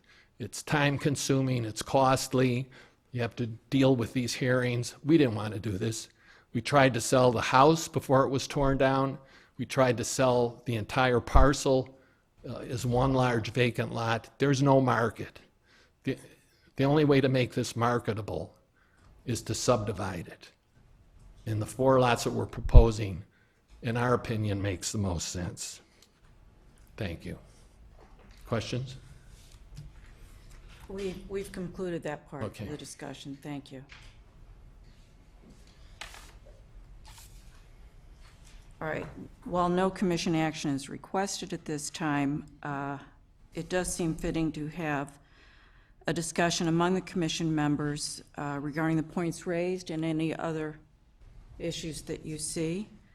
I certainly think it would be appropriate to recommend this go back to the Historic Preservation Commission for further discussion.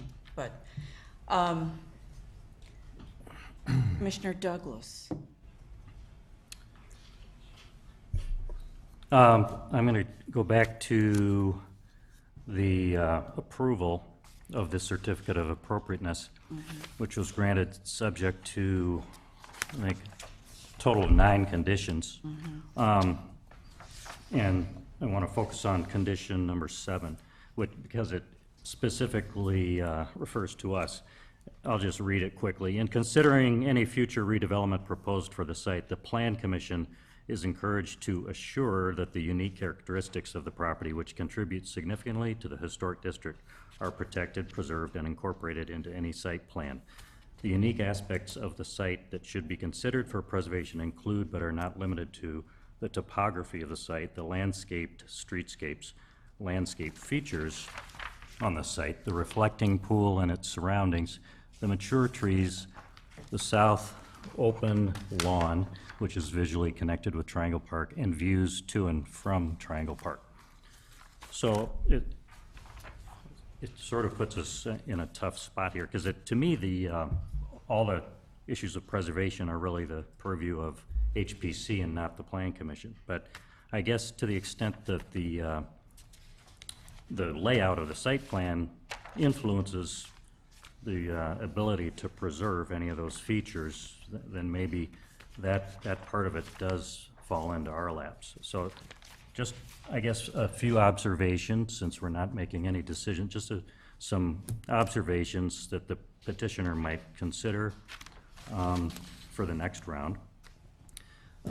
First of all, with regard to curb cuts, I think the point is, particularly with respect to Lot 3 and the fact that it's right at the intersection in terms of where the street frontage occurs, some creativity is going to be required, and I really think that the final approved plat should resolve that question, either with Commissioner Ruggles' solution of perhaps giving it a little piece off towards Walnut Road to allow the driveway to be a little farther from the intersection, or creating an easement at the back of Lot 4, or potentially even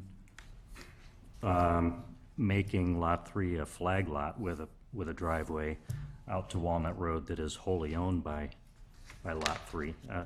In other words, there are solutions that can work and just need to be, considered by the petitioner, I think. With respect to the condition that asks us to consider preservation of the south lawn, with this layout, it's obviously not entirely 100% possible, but the sort of the feel of the site and the way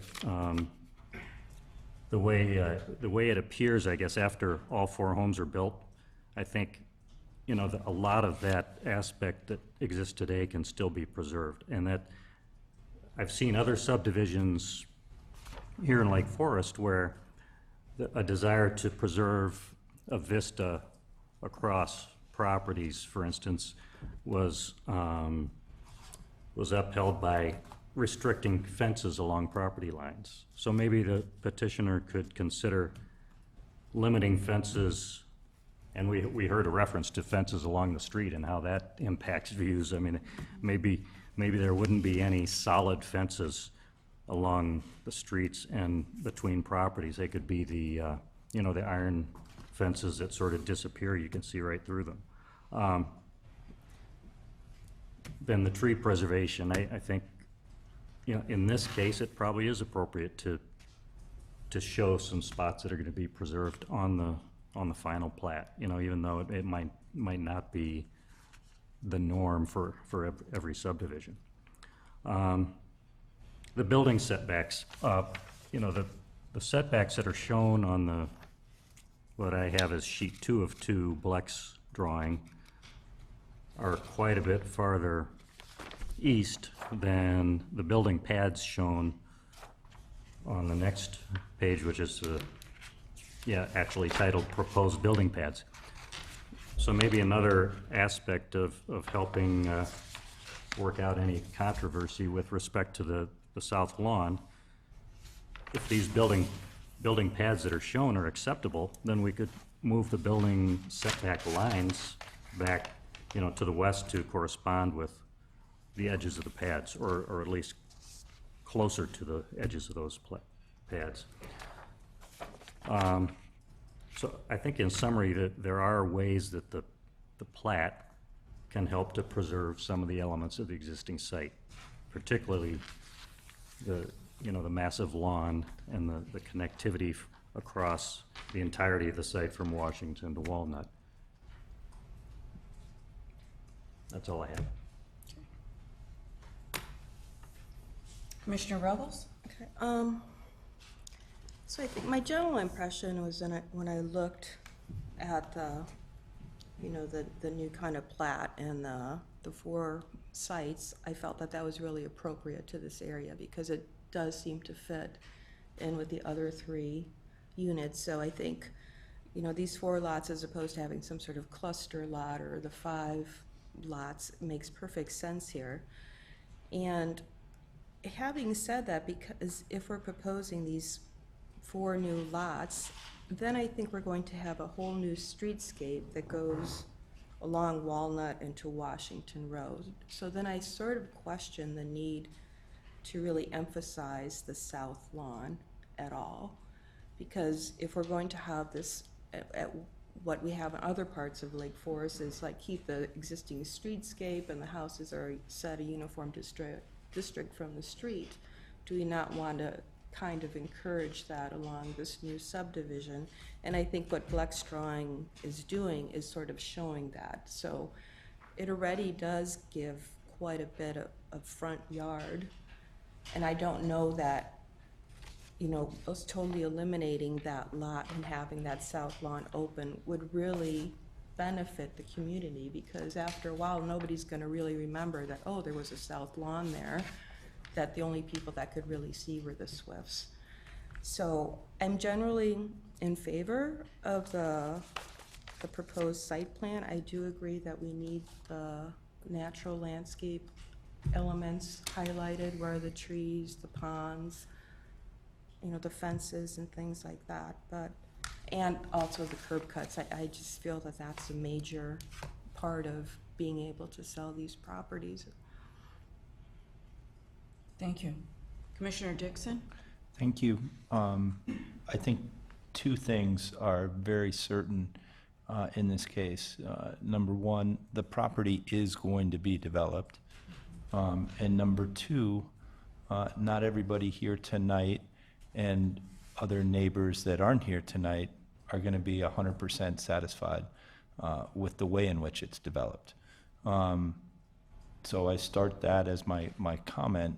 And I do think it's important under the current, what I guess is the proposal for us to discuss here tonight of the 4 lots, that the 2 lots, as I was referenced earlier in my comments on lots 3 and 4, I don't know how, and again, if this was a normal subdivision, I could really could care less to a certain extent the impact of curb cuts. But on this parcel, I think how the ingress and egress to lots 3 and 4, lots 1 and 2 certainly have concerns, and those were expressed by Mr. Raines and Mr. McFadden. But 3 and 4, Walnut is a very busy street there, and yes, there are driveways to the west, but those driveways, there's a yield sign there, so cars naturally are slowing down there. They're not slowing down where the intersection of Walnut and Washington is. And so with that said, and going back to my earlier comment in terms of the development, and this is my opinion, having a single ingress, and it would be, again, these aren't numbered that are before us, but the Tesca, really the clear rendering, I guess it's one of the last ones in our packet here, where there's the original driveway and it's into a cluster of houses. For those that don't have it or haven't seen it, it's using the existing driveway and it comes into a cluster of houses. And I'm not going to get into the number and the sizes, but I think with that, and again, this is my opinion, and I understand it changes the zoning and everything else, but with that cluster of houses, you do accomplish the concerns that the other concerns that have been raised here, you know, in particular, it is a very hot touch point, certainly with folks that aren't here. Mr. Miller that sent us the email for his concerns, and, you know, certainly what was raised by Mr. McFadden, that you'd preserve that south lawn. You'd preserve that if you had that single cut coming in and you had a cluster of houses there. And again, that impacts density, it impacts traffic. I get that. I'm not going into that right now, but certainly, in my opinion, that would preserve the property. It would also open it for the, you know, development of that property. So those were my concerns, or those were my comments. Obviously, this pond is a touch point. And again, I'm not going to lay comment on that other than to say that I've known that property for over 40 years and have probably run every inch of it, and I don't ever remember that pond being on that property. But again, I don't mean to belittle that, but it's certainly been, that is a touch point. And again, with, you know, what I was, again, thinking that, you know, a single driveway preserving the south lawn, you could preserve that pond as well. Thank you. I concur with much of what Commissioner Dixon outlined.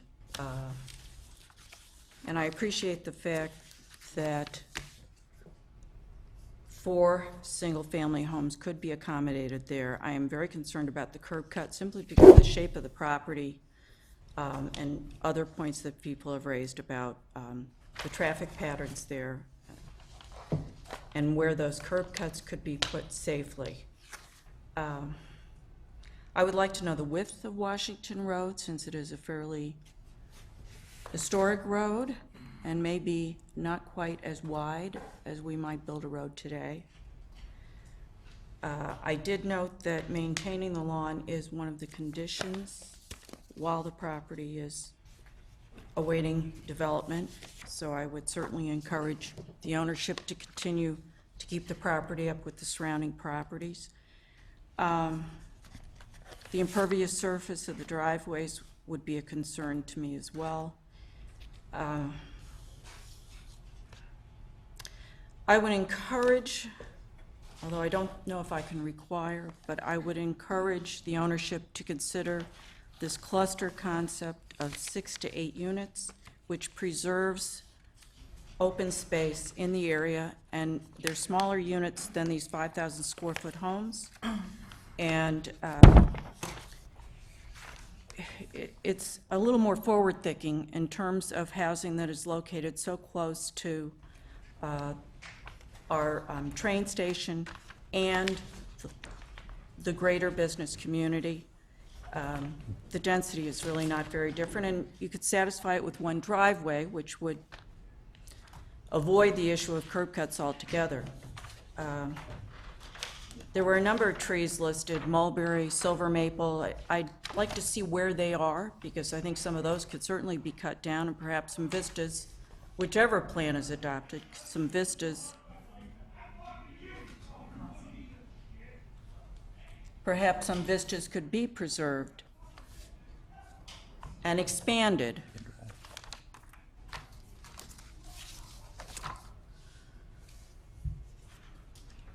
It is in the Historic Residential and Open Space Preservation Overlay District.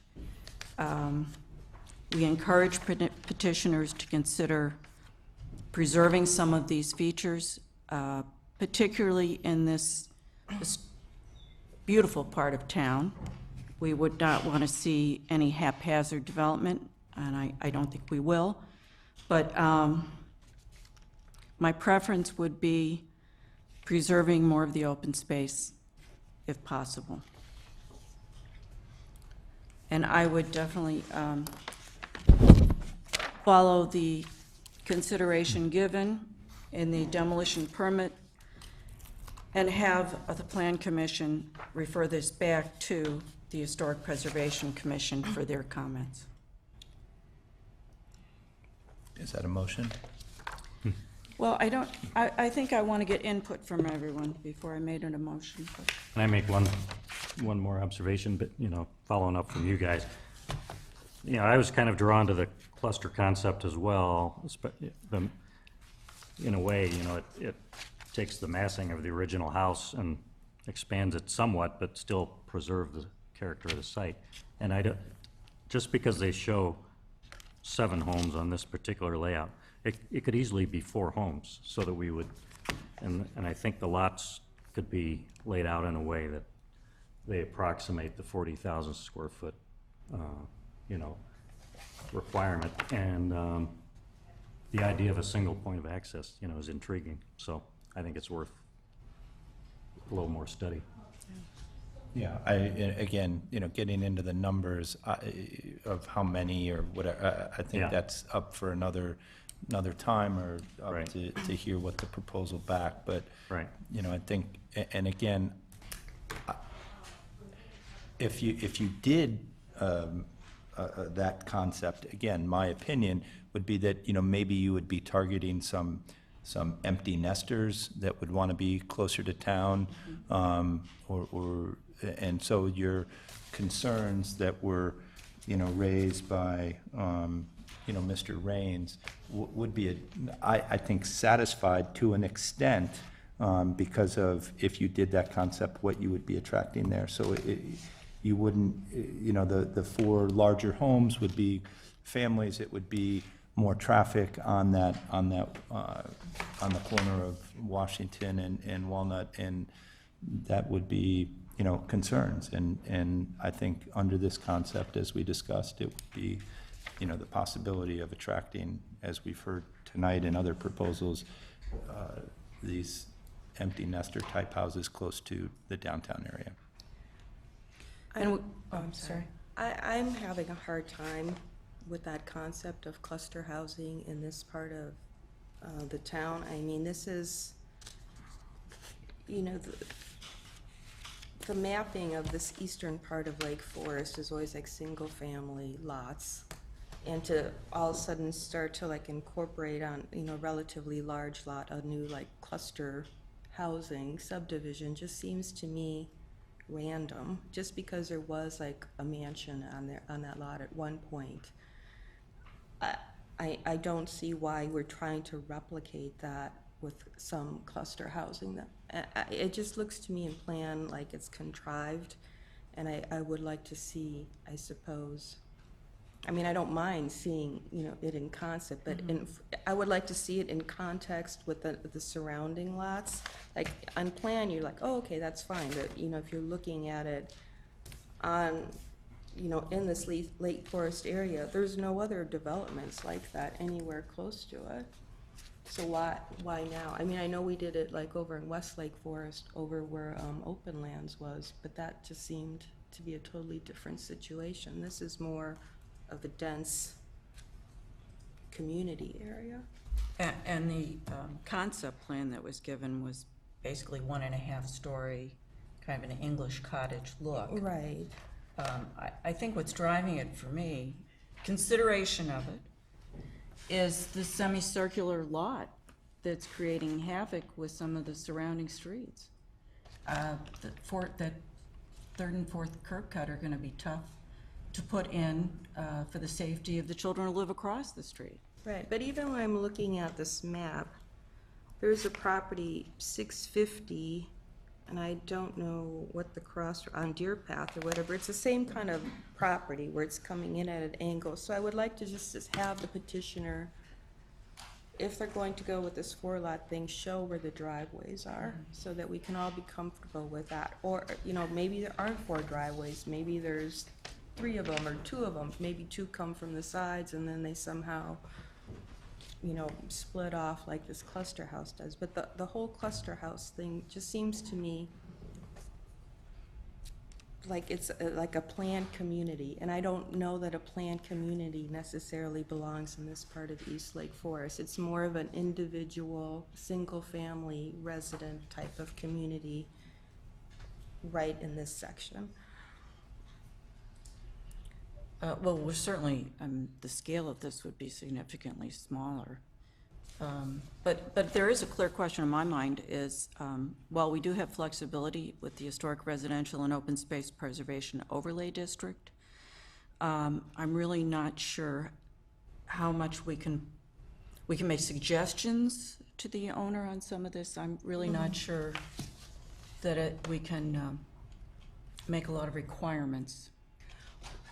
Well, the only, I guess, requirement that I was sort of looking for is like where the curb cuts are gonna go. I wouldn't require them to do a cluster housing.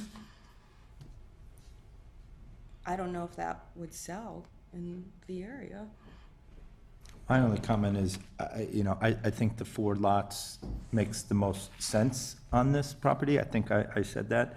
But, and again, I am not an engineer or anything else, but going to your concerns, Commissioner Ruggles, about the curb cuts, how you make that happen. I come to the quick conclusion that, as I stated earlier, that I don't see how that happens. And therefore, because of the dimension of the lot, which the chairman just raised, that's what gravitates me towards, wanting to do some sort of cluster housing, like we see it over off of Laurel now. There's Laurel. I don't even know the name. Is that Amberley, or what's the name of that? What is the name of that? Ashbury Woods, I believe. Ashbury Woods concept. I think Yeah. that's over there now. That's Right. just west of the downtown area. So, And it's not even visible from the road. right. Yeah. And I think this could be done so that it wouldn't be visible from the road. Again, not to get into landscaping and all that, but, certainly the proposal that was presented to us on that cluster concept, because of the shape and because of the, in my lay opinion, the inability to get access to lot 3 and 4, that is what makes the most sense here. Unless I'm missing something, or unless something else can be convinced, and maybe that's, looking at, to your point, Commissioner Ruggles, if there can be some sort of design that would show how it would work for 4 lots, that might be something to consider, but if I think it's it could work with 4 pie-shaped lots accessed by from the one, existing drive with a, I don't want to say a cul-de-sac, but a common point in the middle, sort of at the center of the semicircle. And that would reduce the traffic issues on Washington. Yeah. Anyway.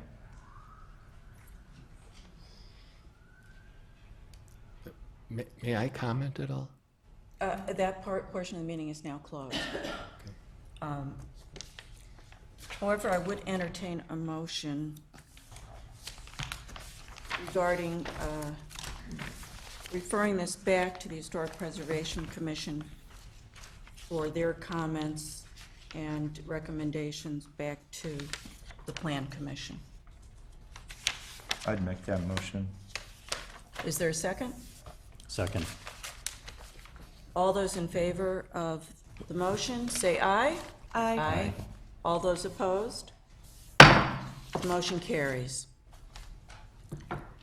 Thank you. I think that does conclude our business for the evening, unless anyone has an opportunity at this time to address the Plan Commission on matters not currently on the agenda.